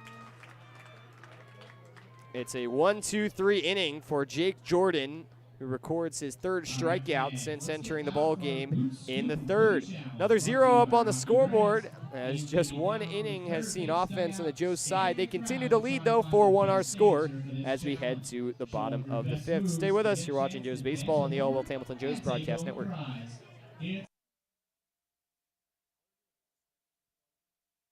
Story Point Fairfield isn't just a place to reside. It's a place for residents to truly shine every day. Offering a diverse range of senior living services, our community is designed to suit all resident lifestyles, from highly independent seniors to those who may require day-to-day assistance. Every resident becomes a member of our community. We strive to make sure each moment of each day is something to remember. Whether you need one surface for multiple sports or a sports-specific field build, the Motts Group is here to help. Their experience ranges from professional sports clubs to educational institutions to community complexes, fueling teams with consistent, safe, and reliable fields. Contact them at 513-548-3622 to get your new turf field. Back here for the bottom of the 5th inning. Joe's leading 4-1 over Southern Ohio. Leading things off is going to be Maverick Stallings. I'd like to remind all you Joe's fans, keep an eye out tomorrow night as GLSCL All-Star rosters are going to be released. Coach is in the process of nominating and voting on those in the past week and a half. Those, once again, will be announced tomorrow, so go follow us on all our social media pages to see who will get to represent the Joes. Certainly with the success they've had through the first half of the season, a lot of guys going to be participating in the event at Prasco Park on July 12th. First pitch, swing and a miss from Stallings for strike 1. Also make sure to tune into the broadcast on the GLSCL's Meritix page. That's going to be a really, really fun event. July 12th, 7:05 start at Prasco. 0-1 falls down and away to even the count of the ball and a strike. Yeah, we're both going to be there. Yeah, Blake will be on the pregame call alongside Cade Williamson of the Licking County Settlers. I'll be on the game call in that one. Really, really fun event put on at Prasco. 1-1, great breaking ball right in there for strike 2. And I like the solution of making it 10 innings to pitch all 10 pitchers. Yep. With no extras. Just make it a fun time. I'll be joined by Ed Contos of Royal Oak as the 1-2 swung on and missed for strike 3. Back-to-back strikeouts dating back to last inning from Clay Brock. Ed Contos from Royal Oak, and of course the great Andrew Allison from The Licking County Settlers will join me in the booth for that one. Now batting for the Also, though, if you can just make it out to the event at Prasco Park in Mason, Ohio, it is a really great event. Free admission, free food if you're not familiar with the Prasco format, how they host games there. First pitch to Jordan Long in there for strike one. Yeah, we love the free food. The free food, there's going to be free food trucks, free concessions, as all events are at Prasco. 0-1, check swing in the dirt. They're going to check over to first and say that Long went around. That'll be strike two. But yeah, it's a 10-inning game between the North and the South. The showcase before. Showcase beforehand also, so some guys who didn't quite make the lineup for the game, some college underclassmen, draft eligible guys will get to work out in front of the MLB scouts that'll be in attendance. 0-2, just up high. Yeah, if there's any scouts watching, don't know why you'd be watching this instead of coming out. Absolutely. Thank you for tuning in if you are. 1 ball and 2 strikes. Here's the pitch. Breaking ball. Going around there. Wimmers dropped it. It's going to require a throw over to first. Really awkward play as there was kind of no signal from the home plate umpire. Now batting for the Copperheads. Yeah, it's kind of Number 2 eight. nights in a row we've had an umpire that's been vocal but has not been good with the hand signals and left us up here in the booth a little longing for some explanations.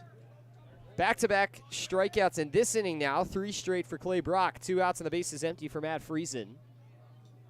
First pitch zipped down low for ball 1. Again, they must have the broadcast down there. I said last inning that he doesn't strike out a lot of guys, and he's all of a sudden all over him. Struck out 3 guys in a row.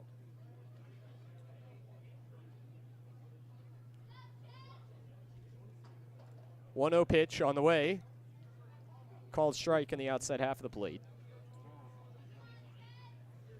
Copperheads with 1 run on 4 hits so far. Joe's with 4 runs on 7 hits. 1-1, dealt in, breaking ball, swing and a miss. A sword there from Matt Friesen. Looked like his top hand actually came off the bat. He just kind of flicked the wrist with the bottom hand as that bat traveled around. 1 ball and 2 strikes, so the base is empty. Brock's pitch up and away. Clay looking to strike out the side.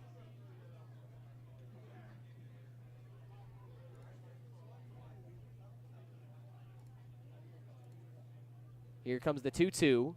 Breaking ball, grounded over to third. It's going to be just to the left of the bag, foul.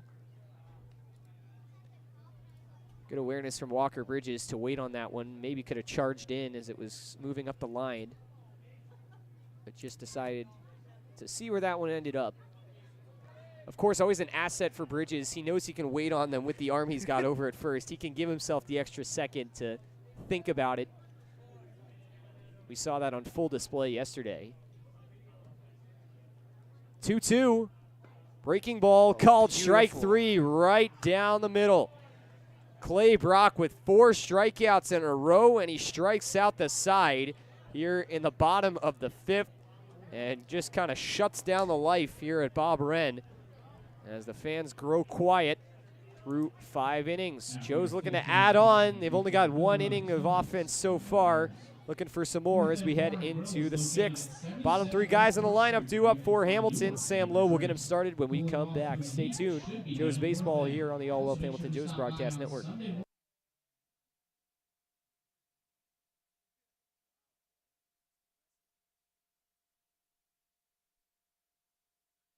TriHealth Orthopedics and Sports Medicine is safe and ready for you. Have an injury of some sort? Stop by TriHealth Orthopedics and Sports Medicine located on 3035 Hamilton Mason Road. The physicians and specialists at the TriHealth Orthopedic and Sports Institute provide a full range of orthopedic care to ensure you don't miss out on a single moment on or off the field. Joe's fans, in need of insurance, United Heartland Insurance Agency has your back.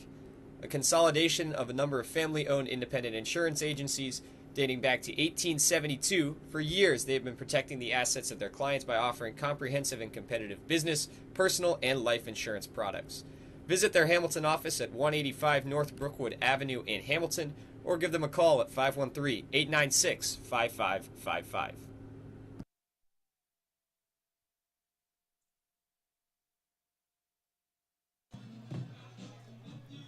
Top of the 6th here from Bob Wren Stadium. Starting to get a little darker here. Some Christmas music as Sam Lowe will dig in. Christmas in July. Big holiday weekend. Happy 4th to everyone tuning in. If you're looking for something to do on the 4th of July to cap off your day, if you're heading out to the parade, of course, everyone here at the Hamilton Joes will all be there. Make sure to come to the nightcap as the Joes will take on the Richmond Jazz. First pitch breaking ball up high from Jake Jordan for ball 1. Have fireworks after the game, too. Yeah, great view of the Hamilton City fireworks they put on from Foundation Field. Bring some lawn chairs and have a fun night with the family. The 1-0 to Low will find the middle part of the zone for strike 1. Great weekend for baseball. Just always that picturesque weekend when you think of summer.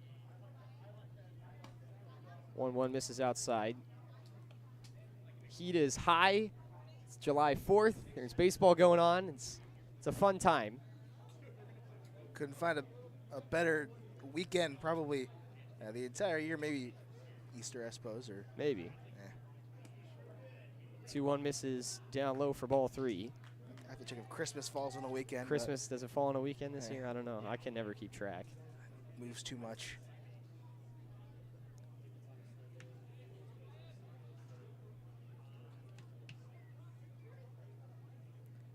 Three balls and 1 strike. Here's the pitch. Outside, ball 4. Sam Lowe works the leadoff walk. Second trips to the base paths for him. First walk. That will bring up Casey Fink. We've received word from Mr. Sam Muse that Christmas and New Year's are on weekends this year. So maybe second. Yeah, that could. Maybe we could just call it a tie at the top. Yeah. You've got, of course, New Year's with all the football bowl games. Christmas is Christmas. And July 4th. Three-way tie at the top. Runner on first. First pitch to Fink. Down the bottom part of the plate for strike 1. So here at Bob Wren Stadium, they have a separate hot dog batter and beer batters. So we saw in the last inning, Bennett Clement was the hot dog batter. Now Casey Fink, the beer batter. $1 off beers if he strikes out.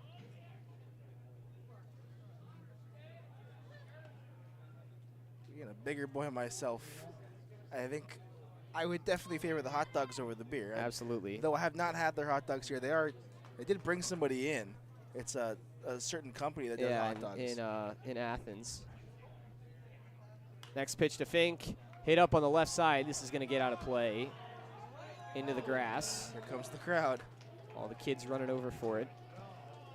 I'm legally obligated to say that I would prefer the hot dog, and I think I would prefer the hot dog. For all FBI agents listening. For all legal purposes. Fink faces an 0-2 count. Crowd clapping their hands. Here's the pitch. Over the outside corner.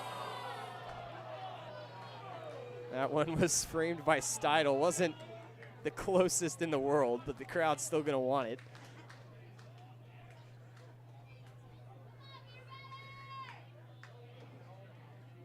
Runner goes. Now bluffing back. The pitch is outside, and returning to the base on the back pick is Low.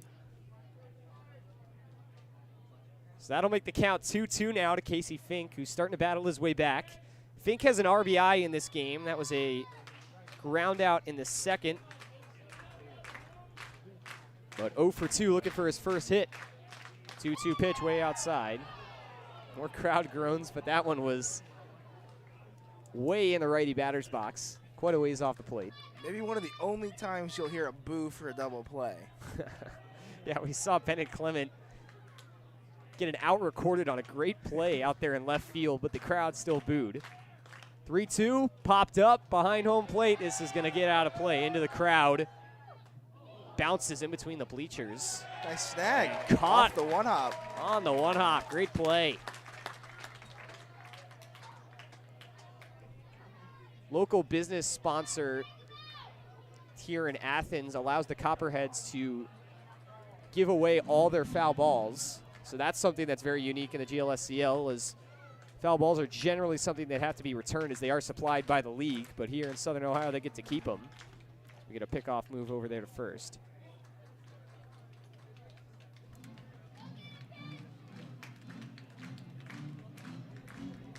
Count is still full to Casey Fink. Runner on first, nobody out.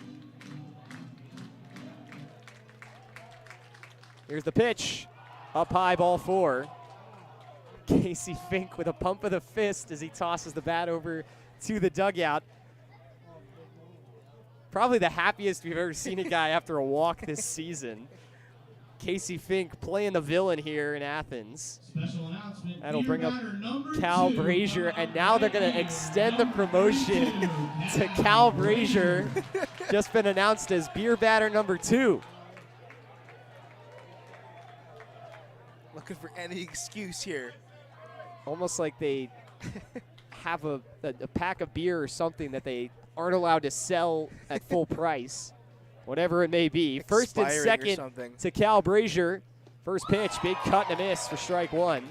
Bam Thomas came in on the infield grass as if Brazier might bunt, but he's not going to do so. Swinging the bat here. Cal is 1 for 2, a home run and a swinging strikeout.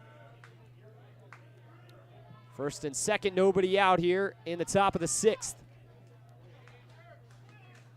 0-1, swing and a miss again.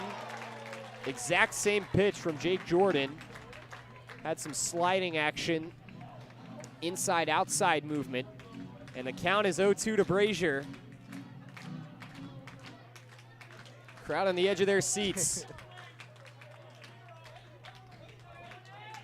We don't have Daryl Grissom chanting, "We're thirsty." We're thirsty. Brazier's going to call time and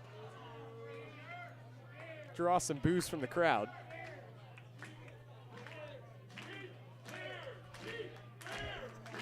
That's a new one. They a are cheap beer chant. Chanting cheap beer. They go 2 upstairs. Crowd groaning at that one, but that was up high at kind of shoulder height.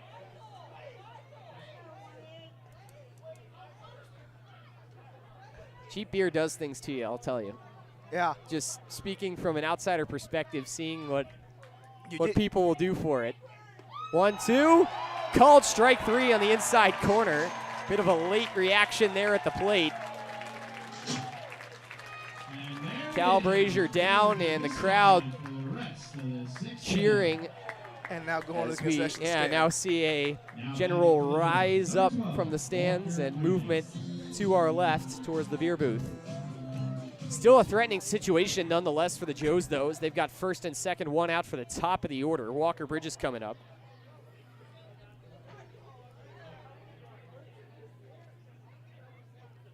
First pitch on the way. Bridges will lift this one up. It's pushing foul up the right side, and it will get out of play. Nearly caught by a fan.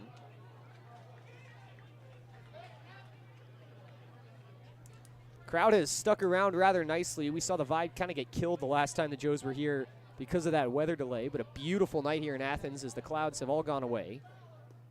0-1 skips its way home to even the count to Walker Bridges. Just kind of a light sheen of clouds over the sky as things begin to get dark here in Athens. The lights are on, but still some natural light here in the dusk hours. Joe's looking for more. 1-1 pitch to Bridges. On the inside, just missed.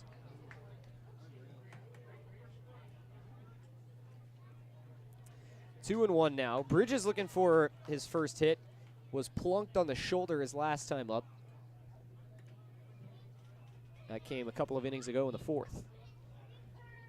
2-1, hit on the ground to third, playing on the one hop, throw over to second's high, but the play is made, and no move over there to first from Friesen, as he'll just eat that one and take the out. Runner advances to third. Bridges aboard on the fielder's choice. First fielder's choice we've seen all night from either team. Low advances to third, and now they're on the corners with 2 down. Grant Miller will come up to the plate. Steidel will step out to give a signal to his defense.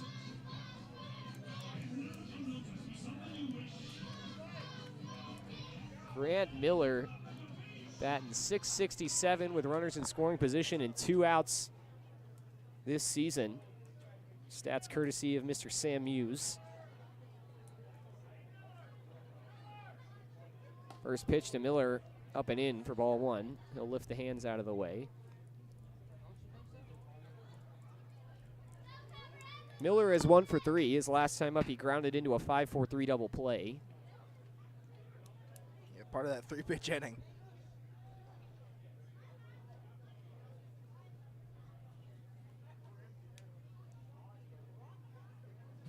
1-0 on the way, and it gets by. Steidl going back to get it, but both runners are going to advance. Bridges with a long turnaround second. He'll stay put. That one was just yanked out wide as it skipped to the right of Steidl behind the plate. A run will score for the Joes as they finally get it back from the one they conceded in the bottom of the third. 5-1 our score now.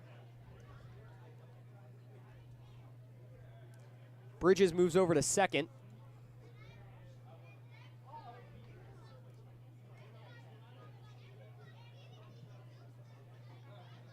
.2-0 is the count to Grant Miller. Here's the pitch. Breaking ball, and it hits him up high, and that actually, I believe, came down and hit Steidl on the deflection. So a double whammy out there on the mound from Jake Jordan. Steidl is going to walk out to the pitcher's mound. Now the umpires are going to walk out there as well. Not sure what this is all about. The trainer kind of came out of the Southern Ohio dugout. Grant Miller was totally fine, was in no sort of pain. Obviously that's going to sting a little bit, but no sort of extended pain that would warrant a trainer visit.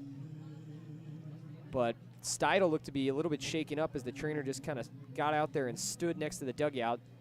Steidl had a quick word with him, though, and has now sent him back up the left side. Jake Jordan, 20 pitches in this inning. He may have gotten warned Yeah. on that last little sequence we saw as both umpires went up to the mound and had a quick chat with him. We didn't see any sort of signal that would indicate that, but maybe just a verbal caution. First and second, 2 outs now for Parker Lester, and this one's hit well out into left field. Going back, this one's going to be foul. That was hit really deep by Parker Lester at fence depth, but just a little too far beyond the pole. 0-1. Lester is 1 for 2. Hit the ball hard his last time up, but was put out on the great leaping play by Friesen at second. 0-1 on the outside corner, called strike 2. Great breaking ball. Went all the way from the edge of the batter's box all the way to the outside corner. And not much you can do there from Parker Lester except tip your hat. And that one was outside the whole way, and at the last moment just snuck into that outside part of the zone. Lester down 0-2. Here's the pitch. Swing and a ground ball that'll trickle foul.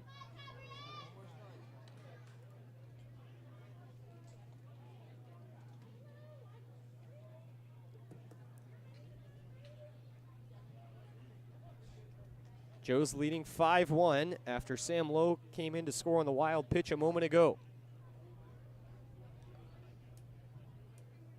0-2 to Lester on the way. This one hitting in the air on the left side. This is going to get out of play and just short of the Copperheads bullpen.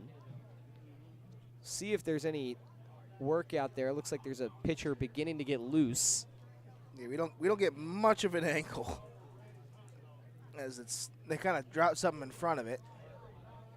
But now with 3 2/3, I believe this is the deepest Jake Jordan has ever gone.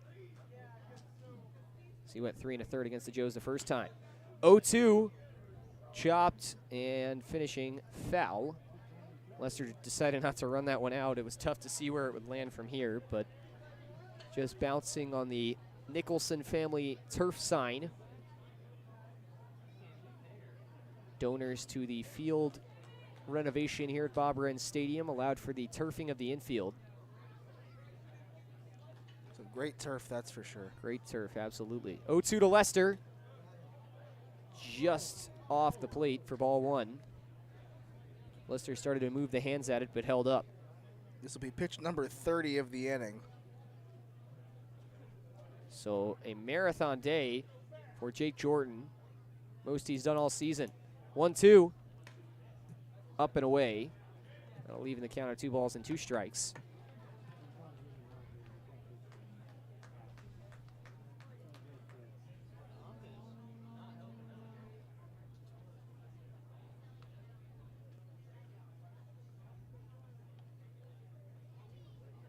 Jordan set.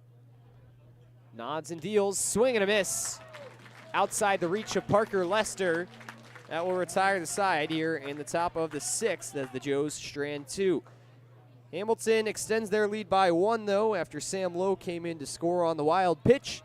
And the lead is restored to 4 as we head to the bottom of the 6th inning. 5-1 our score. Top of the order, looking to get something done for Southern Ohio when we come back. You're watching Joes Baseball on the All Wealth Hamilton Joes Broadcast Network.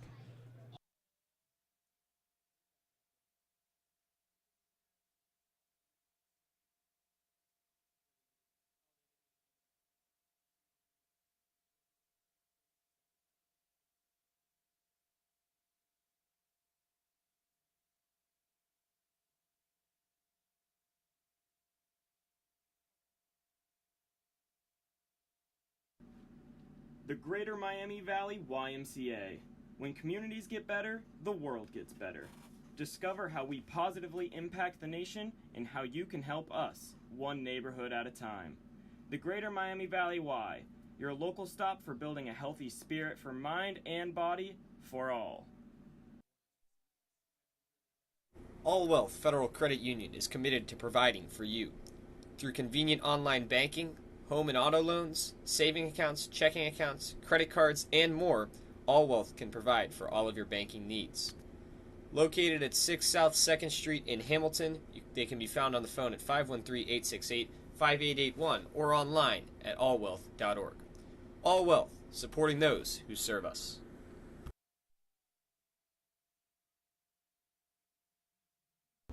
For over 130 years, Coca-Cola has been guided by a spirit of creativity, innovation, collaboration, and love of community. The next time you come to Foundation Field to watch a Hamilton Joes game, do yourself a favor and get yourself an ice-cold Coke. Coca-Cola, proud sponsor of the Hamilton Joes.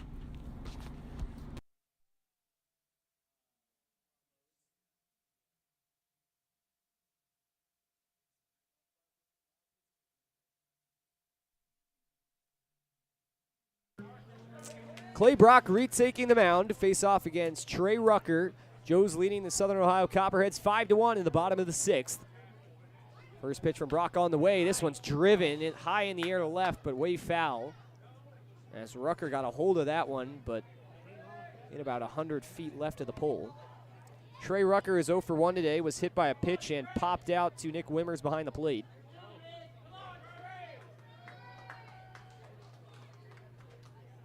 Oh-1 sent in, swing and a miss for strike 2. Rucker has the lone ejection we've seen this season in a Joes game, as the last time these two teams met, didn't slide into the catcher and was ejected for that. 0-2 reach for and pushed out of play. He was put out at the plate on a good play. He ran on a ground ball in the infield, and it was not close. Ulrich behind the plate had him, and he just didn't slide and kind of crashed into him, was thrown out of that game. It's the 0-2 waste pitch outside. Rucker probably with the most glamorous looking college on the roster for this Copperheads team out of Arizona State. It's the 1-2, played on the one hop at third. Bridges comes across, and he makes the play in half a step. Good hustle by Rucker to make that a little bit closer than I initially thought it was going to be. But Walker Bridges' arm continues to hold true for the Joes. He'll record out number 1 of this bottom of the 6th. Number 12, Gunner. Quickest draw in the West, it seems. Walker, Texas Ranger over there for that third base.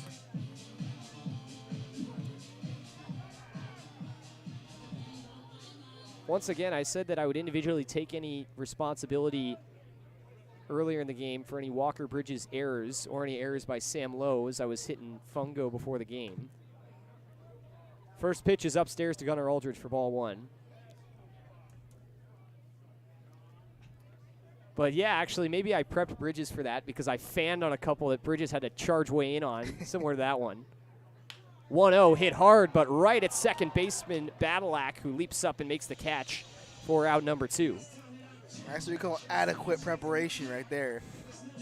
Perfect practice makes perfect gameplay. Perfect gameplay. If the Copperheads were barreling up these ground balls, maybe it'd be a little tougher. But that's what happens when you throw in a guy on Fungo who's got 2 combined years of baseball experience under his belt. And one of them was coach pitch, so that doesn't even really count. 2 outs and the base is empty for Kyle Ratliff. He's 1 for 2 on the day. First pitch from Clay Brock. Breaking ball right in there for strike 1. Haven't mentioned yet, but Brock has looked really solid on the mound and is going very deep without any signs of slowing down, really. It's just pitch number 65, been very efficient. Swinging a foul ball on the 0-1. Yeah, he's been very, very good. He hasn't given up any earned runs yet. Just that run that came across in the third was unearned. Now with a chance to escape the inning. 0-2 to Ratliff on the way. Breaking ball down low.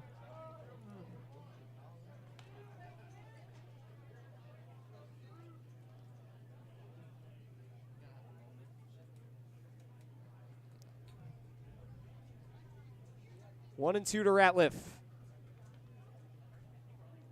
Brock's pitch on the way. Fastball up high. Hunting down to season 9 strikeouts. It's tied with it right now with 5.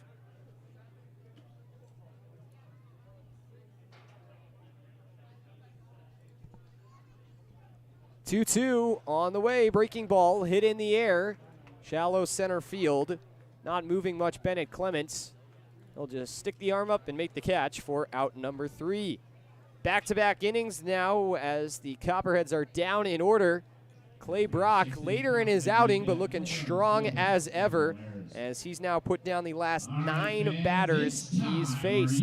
Joe's lead by 4. We head into the final 3 innings, 7th on the way.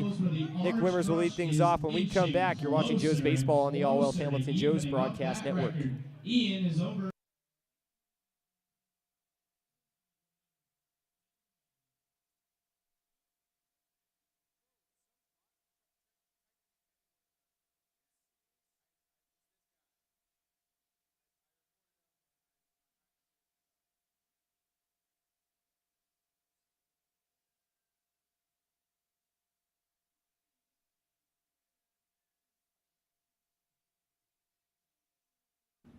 Butler County Mental Health and Addiction Recovery Services, in partnership with the community, is here to provide comprehensive recovery-oriented system of care and prevention. In addition, we continuously improve the quality of life of Butler County citizens through the support of addiction and mental health recovery services. Butler County Mental Health and Addiction Recovery, a proud sponsor of your Hamilton Joes. Bridgewater Falls offers guests a unique shopping experience with more than 30 shopping destinations, including Target, JCPenney, Ulta, Best Buy, Michaels, Dick's Sporting Goods, and many more. Bridgewater Falls also has a wide variety of delicious dining destinations. From burgers to pizza to sushi, experience all the flavors of Bridgewater Falls. Bridgewater Falls is located just off the Butler County Veterans Highway, Ohio 129, at the corner of Princeton Road and Bypass 4.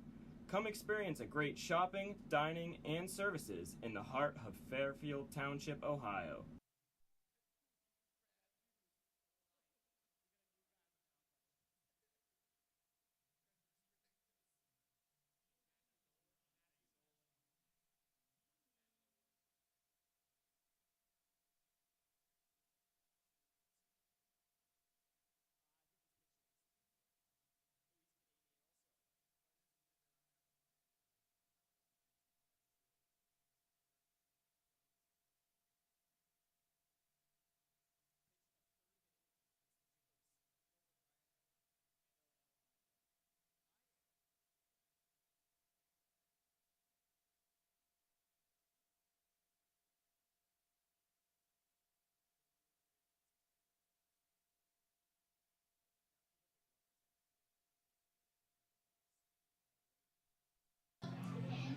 New pitcher on the mound for Southern Ohio as we made our way into the 7th inning. Matthew Nolan going to come out of the bullpen for Jake Jordan. Jordan, who was good in providing some stability to the Copperheads after giving up 4 runs early, only gave up 1 run in 3 innings of work. First pitch to the new batter, Nick Wimmers, or from the new pitcher, I should say, is up and away from ball 1. Matt Nolan out of Olivet Nazarene University in Illinois. NAI. Native of Niagara-on-the-Lake, Ontario. 1-0 misses upstairs. Big tourist destination right on Niagara Falls.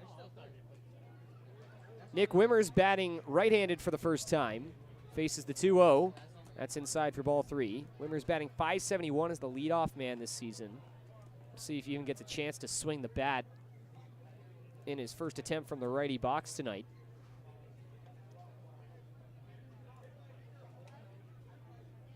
3-0 pitch on the way, and just couldn't be framed on that inside corner by Steidel. It was close, but it'll miss for ball 4. Always have to shout out my fellow NAIA guys. Olivet Nazarene, believe they're the Tigers. They are the Tigers. Love their jerseys, and a pretty decent NAIA team. Went 38-17 last year. Playing the same conference as Mid-American Nazarene, who went on to go to the NAIA World Series, so got a little bit of the short end of the stick on that one, but playing the Crossroads Athletic Conference. Very good team. First pitch breaking ball upstairs, and it's 5 pitches, 5 balls so far for Nolan. Runner on first, nobody out. Bennett Clement is the batter for the Joes. Not the hot dog batter this time, I guess. I guess not. Wasn't announced as such. 1-0, up high for ball 2. So Nolan unable to find the zone early. Nolan has appeared in 1 game against the Joes already. It was in the 7-2 loss at Foundation Field. Only pitched a third of an inning, but recorded the loss in that one. Joes hitting .375 against him. Time is called, and Clement will step out.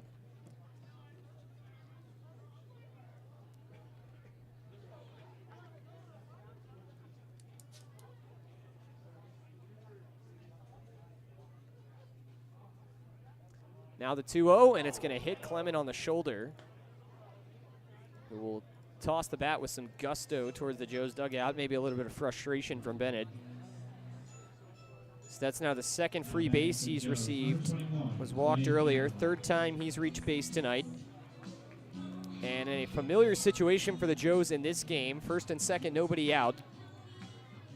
This is now the 3rd time I believe we've seen that, or 4th time rather, for the Joes in this game. Clay Badalak the batter this time. Badalak is 2 for 3 with a pair of singles. First pitch from Nolan, downstairs for ball 1. 8 pitches, no strikes. Nolan has been struggling to find the zone a little bit early. Hasn't been exceptionally wild. Hasn't got anything by Steidel yet, but did hit Clement. Clement, who's got almost a diagonal lead over there at first. It's almost like your lead you get at second kind of coming back and working through. The lead is huge now over there at first. 1-0 dealt in. And not getting the call there, Nolan. That one misses low for ball 2. A little frustrated on the mound.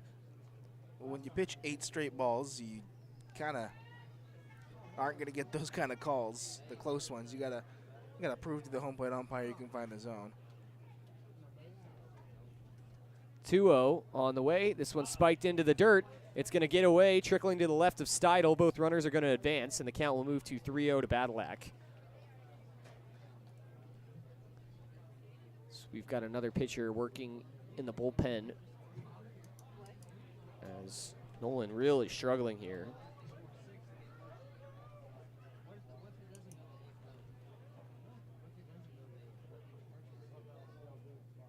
From the stretch, runners on 2nd and 3rd. 3-0 pitch to Badalak. in the turf, ball 4. Battle Act, the team leader in walks, will take the base on balls. 3 straight free bags is going to draw a mound visit. Bases loaded, nobody out here for the Joes. Maybe I shouldn't have shouted out the NAIA guys. Coming and not been phenomenal. And already, we're going to see Matthew Nolan come out. So we got a signal over to the bullpen.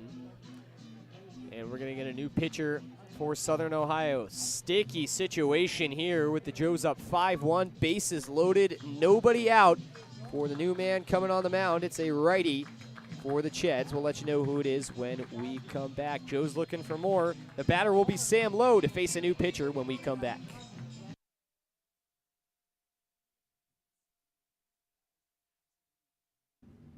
At Brown Dawson Flick Funeral Home, we don't just care for the recently departed. We serve those who held them most dearly. Our families have known since 1935 that they can count on our honest and respectful staff to provide only the highest level of service. The kind of service that you can't get just anywhere these days. We invite you to explore our site to learn more about Brown Dawson Flick Funeral Home at browndawsonflick.com, a proud sponsor of your Hamilton Joes. The Casual Pint is a community and neighborhood craft beer spot located in Hamilton that provides a vast selection of the best craft beers the region has to offer. They also offer a great selection of food options from appetizers to entrees, so if you just need a snack while you socialize or want to enjoy lunch or dinner, they have something that will hit the spot. Go online and order at hamilton.thecasualpint.com or go to their location located on 130 Riverfront Plaza. That is 130 Riverfront Plaza in Hamilton, Ohio. Proud sponsor of the Hamilton Joes. Joes fans, Chatterbox Sports is your home for high school sports all across Butler County. For live events, exclusive interviews, podcasts, photos, and more, visit chatterboxsports.com. Also follow them on Twitter and Instagram at CBoxSports.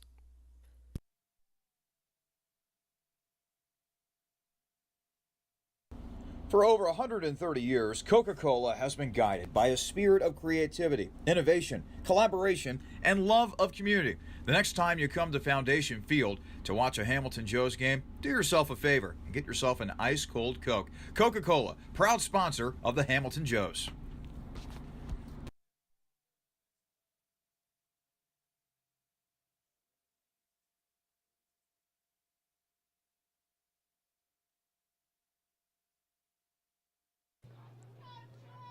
Bases loaded, nobody out for the Joes. New pitcher on the mound. It's Josh Robinson, the junior out of Jamestown, Ohio, from Midway University. Batter for the Joes, Sam Lowe. He's 1 for 2 today with a single and a strikeout. Also reached via the walk. First pitch, misses down and in for ball 1. Tough outing for Matt Nolan. Gives up 3 free bags in 3 batters faced. Coming in relief in the 7th. Did not pitch a strike the whole outing. It's now the 1-0. Dealt in. This one hit in the air to shallow center. Wimmer's thinking about the tag at third. Catch is made. He's going to bluff to draw the throw. And it was a good one from Ratliff that probably would have gotten him, but instead Wimmers will return to third. So a fortunate out there as Sam Lowe will be retired via the fly out to center. Casey Fink up now with the bases loaded and 1 down. With this 4-run lead on the road, you got to think you need at least 1 here to really just kind of put your stamp on it if you're the Joes momentum-wise. First pitch to Fink on the way. This one lifted up left side down the line. It's foul. Into the middle of the outfield. It is crucially out of save territory, as we saw Chase Hopewell run down to the bullpen. Unless he pitches 3 innings, Unless which he pitches, he could pitch 3 innings if he comes in to close this one out. We saw Tegan Bork get a save that way earlier this week. And Breeden pitched 3 as well, but that was a safe situation regardless. 0-1 count Pitch to Fink down low for ball 1. Fink looking for his first hit. Already has an RBI in his reach base on a walk. But looking to do some damage here. Extend on this 4-run lead. Tied for the largest lead of the night from the Joes. Led 4-0 and now 5-1. 1-1 pitch. Framed on the inside corner nicely by Steidel. That'll fall in there for strike 2.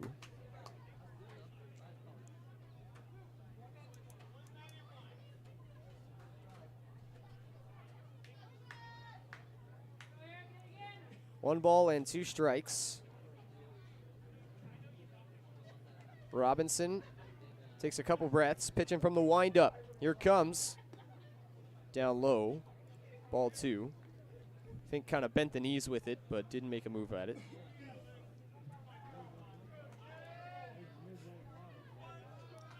Two balls and 2 strikes now to Casey.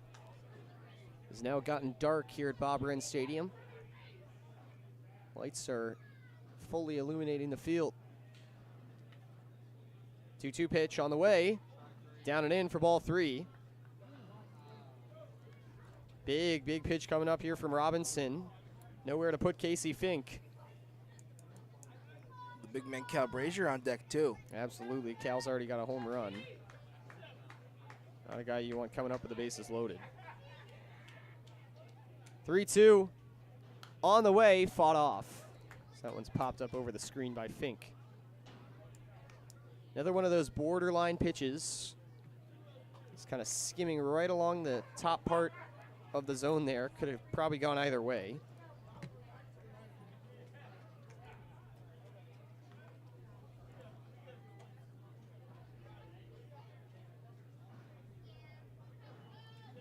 Another payoff. Here it comes. Down and in, ball 4. Joshua Robinson comes in, able to draw the fly out, but does walk in a run, and now brings up the big man, Cal Brazier. 1 for 3 with a home run, comes up with the bases loaded and 1 down. Fink now with back-to-back walks. Joes extend upon their lead, 6-1 our score now.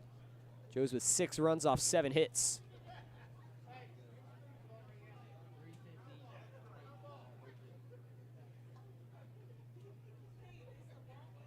First offering to Brazier, down and in. Good job by Steidel to block that one with the glove.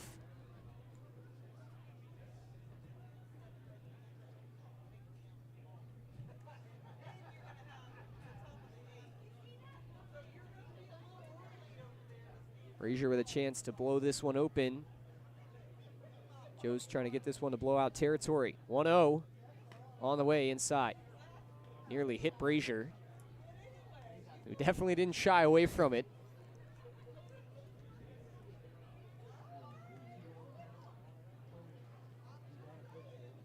Very family-friendly atmosphere here in Athens as the crowd's still continuing to chatter despite things not going their way lately. 2-0, chopper left side. This is going to be a really tough play to get anything. Jumping throw across the diamond's not going to do anything. It's going to be an infield single for Cal Brazier, and it'll score a run on a little chopper up the left side in the 5-6 hole. Bases stay loaded. Bennett Clement in to score. Badalak to third, Fink to second. And now back to the top of the order. First hit of the inning for the Joes. As Walker Bridges comes up, Joes now leads 7-1. 3 RBI day for Cal Brazier now. Brazier with a very nice night indeed.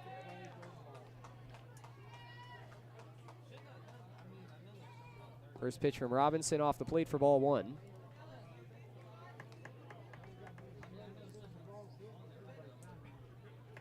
Bridges hitting .333, right on his average coming into this one with runners in scoring position.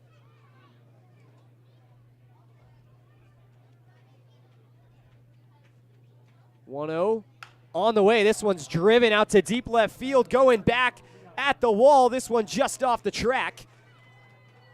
Getting the wave around third and coming home to score is Casey Fink. 2 runs will come in for the Joes. Walker Bridges flipped the bat, thought that one was gone, but just landed at the base of the wall on the warning track. Nonetheless, though, still a 2 RBI double for him to make it a 9-1 Joe's lead. Yeah, absolutely ripped that one.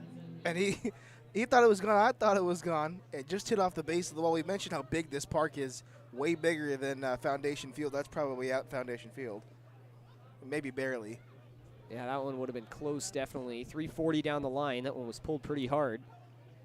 But a 2 RBI hit there, the first of the day for Walker Bridges, who's now 1 for 4. Now Grant Miller up 2 in scoring position. First pitch to him, slides into the zone for strike 1. Joe's now leading 9-1 thanks to another 4-run inning here in the top of the 7th. If they were able to score Bridges, who's on 2nd, and Brazier, who's on 3rd, that would give them the 10-run lead and the potential to maybe end this one in the bottom of the inning via the run rule. 0-1 hit super high in the air, shallow outfield. This is going to be a tough play. Coming over at short and making the catch is Stallings, falling near the line.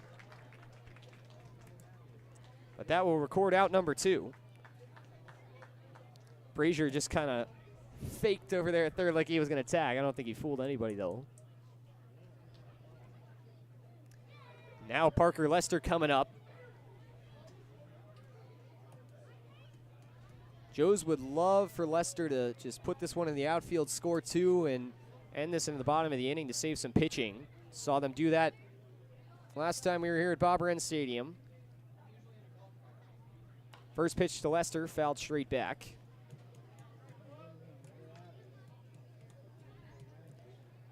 So Matt Nolan, who came in to start this inning, is going to concede all 3 runs he had the potential to give up when he was pulled from this game. It's now 1 run so far will be credited to Josh Robinson. 0-1 up high. Joe's leading 9-1. Felt like this game was on the verge of something as both teams back and forth looked like they had chances to maybe make some exciting plays offensively. Joe's finally able to break this back open. So this one's grounded straight up the middle, and it's going to get through for a base hit. Bridges being waved around 3rd. The throw is going to be wide. On his way to 2nd is Lester. He's going to get there easily. It's a 2 RBI single to make this an 11-1 Joe's lead. And continue to have yourself a day, Parker Lester, who's now 2 for 4 with a walk. Credit him with 2 RBIs now. He moves over to 2nd. Joes lead by 10. 11 runs on 10 hits now for the Joes as Nick Wimmers, who led off this inning with a walk, will come up. 10th batter to come to the plate for the Joes here in the top of the 7th. A disastrous one for Southern Ohio. Yeah, Copperheads team who kind of thought they were trying to maybe bring themselves back into the game. The pitching was there, and then a little slip. First pitch to Wimmers misses outside. Yeah, there was kind of a mini slip in that last inning as they did give up that 1 run, but it felt like their bats were maybe going to start to produce something after being flat for a few innings. It felt like the energy was at least being a little bit built more towards that, while the results weren't really there. 1-0, big cut and a miss up high from Wimmers. The crowd was still getting into it. I mean, things for Southern Ohio weren't as flat as they could be. You look at their side in this game, and it kind of reminds you of what the Joes had yesterday offensively, where they just really haven't got anything going, but being the home team, able to maybe feed off some of that energy from the crowd. But the Joes have shut that down here in the 7th. 1-1 is a fastball outside. Southern Ohio with 1 run on 4 hits. Clay Brock with a very solid 6 innings of work, and as we mentioned, he just seemed to get stronger and stronger as the outing went on. In his final 3 innings of work, he's now had 4 strikeouts. Wimmers fouls this one off himself on the 2-1.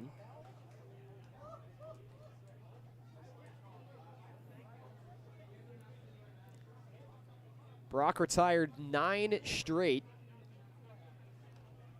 on his way to the end of inning number 6. Haven't confirmed that his outing is done, but we did see some work in the Joes bullpen maybe suggesting that. You never know, though, now with this game in the territory that it is where you could just end it in the bottom of the 7th if maybe you don't want to throw a bullpen arm out there and just call it a day. 2-2 outside. Count is full to Wimmers. Runner on second, 2 outs. Joe's leading 11-1 thanks to a 6-run top of the 7th.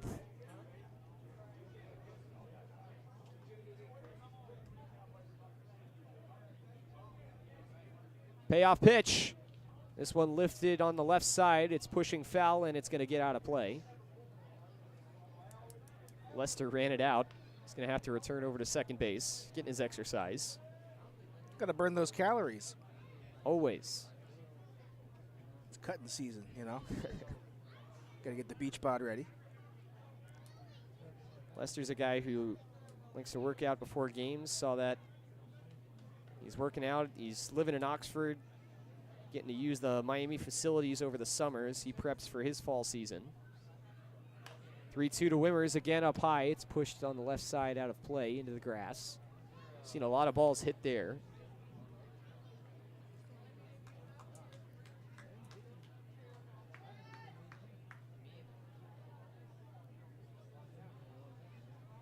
Solid work for the Joes, who just continue to rebound every single time things don't go their way. It's a scary, scary situation for whoever's on the opposite side. 3-2 fouled off toward the Joes dugout. Good snag in there. You have to check the schedule, but I don't think, knock on wood, there's any losses strung together by more than one, maybe two, at a couple of times. I think the longest losing streak was probably at the beginning of the season. Yeah, but since that week 1, it seems every time the Joes not even have necessarily lost, but even won on a day where they haven't played their best baseball, it's been scary, scary stuff the next day for whoever they've faced. 3-2, down low to Wimmers. Great at bat for him as he battles back and works his second walk of the inning. Now batting for the Joes, number 9, Bennett Clement. That'll bring up Bennett Clement, first and second, 2 outs. The Copperheads just going to leave Josh Robinson out there to finish this one himself, clean up his own mess. Yeah, I think it's just a 2. Both of those coming in the first week. Copperheads Mariners went back-to-back. The Joes beat the Jazz, and went Settlers Steam, and then the Joes went on that 7-game win streak. First pitch, big swing and a miss from Bennett Clement for strike 1. So yeah, Joes have never lost more than 2 games in a row. And you talked about the energy on the bus ride here, and that was something that maybe we were questioning after last night. There was a lot of frustration with the guys about how yesterday went and the game being called early and just how things went down. But credit to this team as they just don't seem to let anything carry over. This one's grounded up the middle, just taking that one at short as Stallings and stepping on second for the force to finally end a disastrous inning for the Copperheads. To the bottom of the 7th we go. Didn't think we'd get to this territory in this 7th inning, but the Joes with a chance to close this game out as they lead by 10 with the potential for a run rule here in the bottom of the 7th. Time to stretch here from Hamilton. Joes 3 outs away from another road win. We'll see if they can finish it off when we come back. You're watching Joes Baseball on the All Wealth Hamilton Joes Broadcast Network.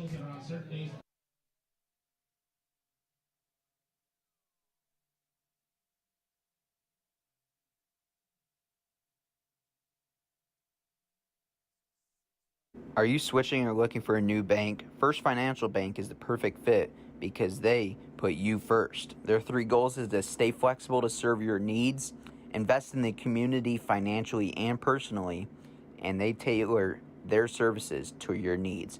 First Financial Bank. When it comes to managing your money, they make it easy, fast, and secure. Come curious and leave inspired. The Fitton Center for Creative Arts isn't just a building, it's an experience. We are a nonprofit community arts organization that has been a part of the Hamilton community for over 20 years. Visit us soon to see what we have to offer. Learn something new in one of our art classes or workshops that are open to students of all ages. Be enthralled by extraordinary musicians, actors, and dancers at one of our live performances. Stroll through our remarkable art galleries or Reserve one of our diverse venues for your special event. Become a part of the Fitness Center and redefine the way you experience the arts in Hamilton. Kettering Health Hamilton at Fort Hamilton Hospital, founded in 1929, is dedicated to providing Butler County with community-focused health care. With skilled specialists and cutting-edge technology, they feature advanced wound care, emergency care with a Level 3 trauma center, heart and vascular care, maternity care, and orthopedics and joint replacement. Visit them at 630 Eaton Avenue in Hamilton or give them a call at 513-867-2000 for all of your healthcare needs.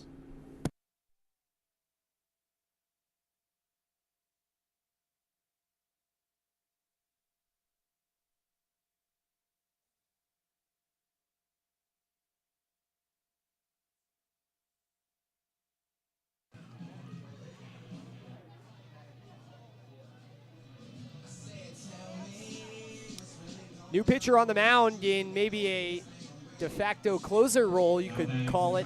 Tyler Hudson taking the mound with the Joes, leading the Southern Ohio Copperheads by 10, 11-1 our score. Tyler Hudson coming into the game in relief of Clay Brock, who pitched a gem in 6 innings. Did not give up any earned runs, no walks, 4 hits, 5 strikeouts. Hudson looking to close this one out. If the Joes are able to retain this 10-run lead, they would run rule the Southern Ohio Copperheads for the second time in as many games here at Bob Wren Stadium. Hudson's first pitch, swing and a miss from Bam Thomas for strike 1.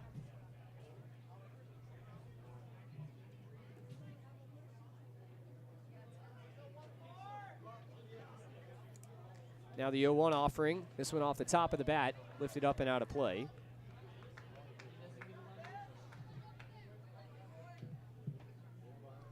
No balls and 2 strikes to the leadoff man, Bam Thomas, who's 0 for 2. Hudson winds and deals. That one bounces before reaching home plate.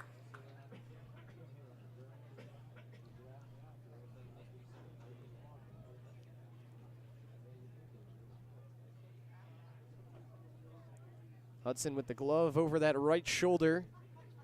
Will wind and deliver this 1-2. Swing and a miss. 20th strikeout of the season for Tyler Hudson as he gets Thomas to chase that one off the outside corner.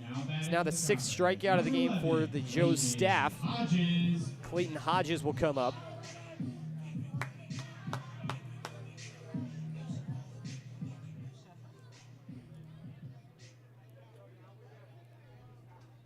Hodges is 1 for 2, had a single in the 2nd inning. Will face the first pitch and ground it right back at Tyler Hudson, who made the play on the 1-hop. Fires a rainbow over there to first, but Cal Brazier able to give a little hop and come back down on the base in time. And now the Joes just 1 out away.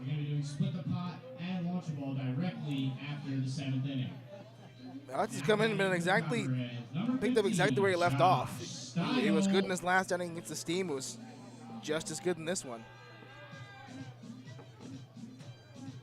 It's always good to see a guy. We've seen Hudson bounce between that reliever and starter role. Said he's more comfortable in that reliever role, but always good to see a guy who's able to come out of the pen as comfortably as Hudson is. First pitch to Josh Steidel. Misses down low and just trickles between the legs of Nick Wimmers for ball 1. Yeah, very, very Tim Hudson-esque. The name is spelt different, so no relation, but they definitely pitch like each other.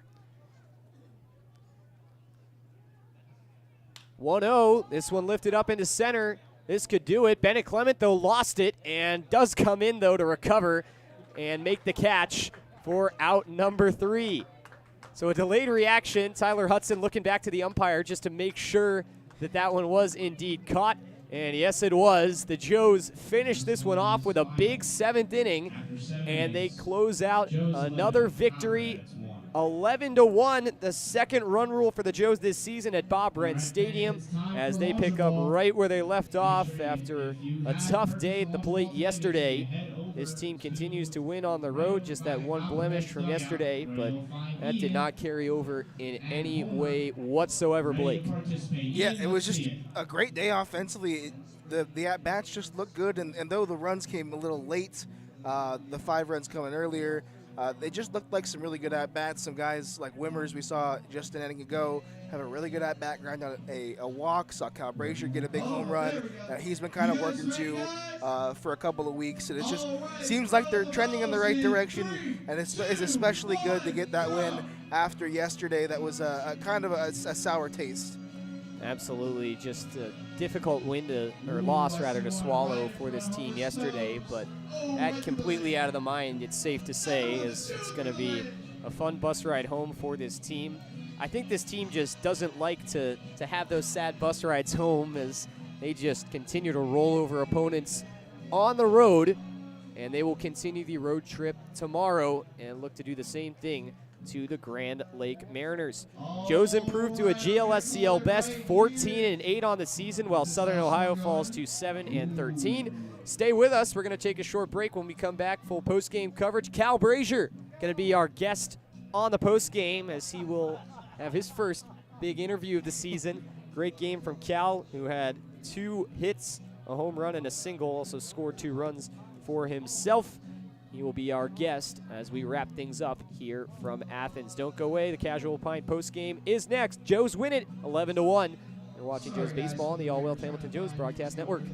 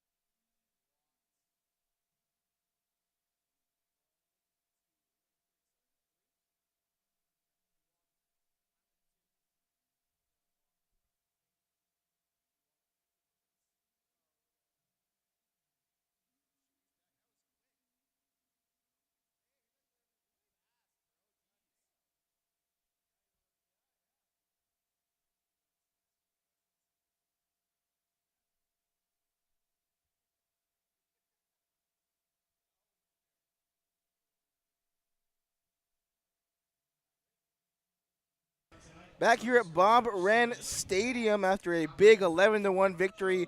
The Joes win after a rough day yesterday. Cal, going to welcome on Cal Brazier. Big home run today. Saw you kind of working in the cage, during BP. What was the mindset going into today's game? Do you know what? I actually was changing a couple things on the bus today, more mentally. I was watching a couple YouTube videos on just picking up pitches. So just trying to get, spin and stuff like that and locate where, mid-BP, telling myself, okay, that pitch is outside, that's why I'm driving it to right center, or okay, that pitch is in, that's a pitch I can kind of pull and use my power on. So that was just a couple things I was working in BP that I've been trying to work more into my game recently these last couple weeks. Well, good to see the fruits of your labor kind of come to fruition. A rough day yesterday, kind of flat a little bit, and a big loss to Xenia. What was kind of the mindset from the guys to kind of come out and get this big bounce back win? I think it helps a lot, actually. I think we play really well on the road. I know obviously last time we were on the road and we didn't play well, but just kind of the vibe on the bus, getting on the bus today, everybody was in a better mood.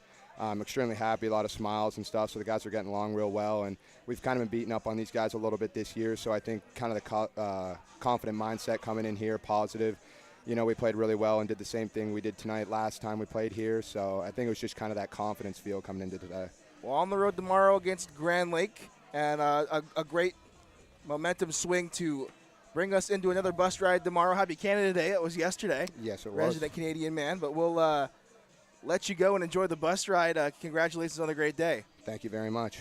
Take care. We mentioned Cal Brazier with the big home run that started kind of the rally as we welcome Luke Westpoli back onto the mic. Luke, it was a great day at the plate. It's a great day on the mound. The Joes kind of back to what we're used to seeing on the road.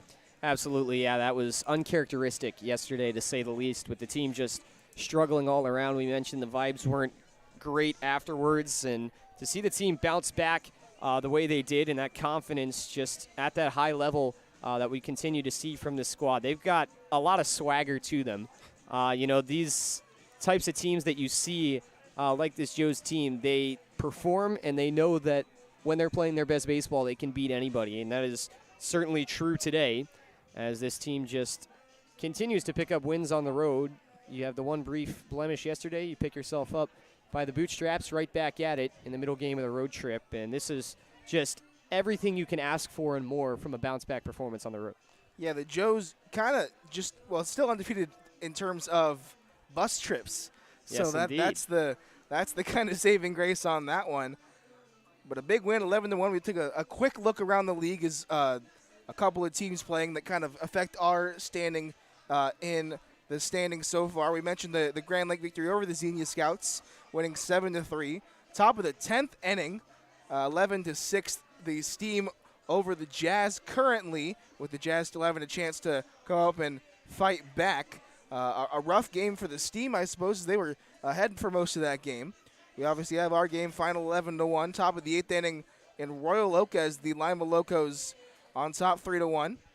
5-3 Grand Lake over Xenia in the top of the 7th at Grady's Field. Currently, the Scouts looking to carry that momentum of the win yesterday into today. And then Jetbox and the Michigan Monarchs are final. The Michigan Monarchs taking that game 7-2. And Sandusky dropping a game on the road to the Muskegon Clippers. But the Joes still sit firmly in first place. The length of the lead is all dependent on the Cincinnati Steam, how that plays out tonight. The Steam a couple of games behind the Joes. But a big win. We'll see Grand Lake tomorrow and the Richmond Jazz at home on the 4th of July. Looks like the Joes are absolutely rolling into this week and what will be the All-Star break next week. But all smiles. Absolutely. All smiles from this team. Exciting times ahead. We got the July 4th game we expect a big crowd for. It should be very exciting stuff on Monday. And then the All-Star roster is coming out tomorrow. Once again, with how well this team has played, we expect the Joes to be very, very well represented at that event. And, yeah, the team will play about another week and a half or so as they will head into the All-Star break. They'll have that fun event. Then it gets really into crunch time as it is time to perform. This team has performed throughout the early parts of the season, but it will be really, really interesting to see the longevity that this team has, and are they able to win when it really starts to matter in the late goings. They've certainly performed like they have the potential to, but hey, you never know until the results come. Exactly. Well, that's going to do it here from Bob Wren Stadium. Blake Griffin, Luke Westpoli calling the game tonight. We'll be back on the road tomorrow, as you mentioned, in Grand Lake. But 11-1, our final score. Joe's on top, grabbing that 14th win of the season. For everyone here who makes this production possible, all of our interns, all of our production crew, thank you so much for tuning in. I'm Blake Griffin, signing off. Good enough. Good stuff.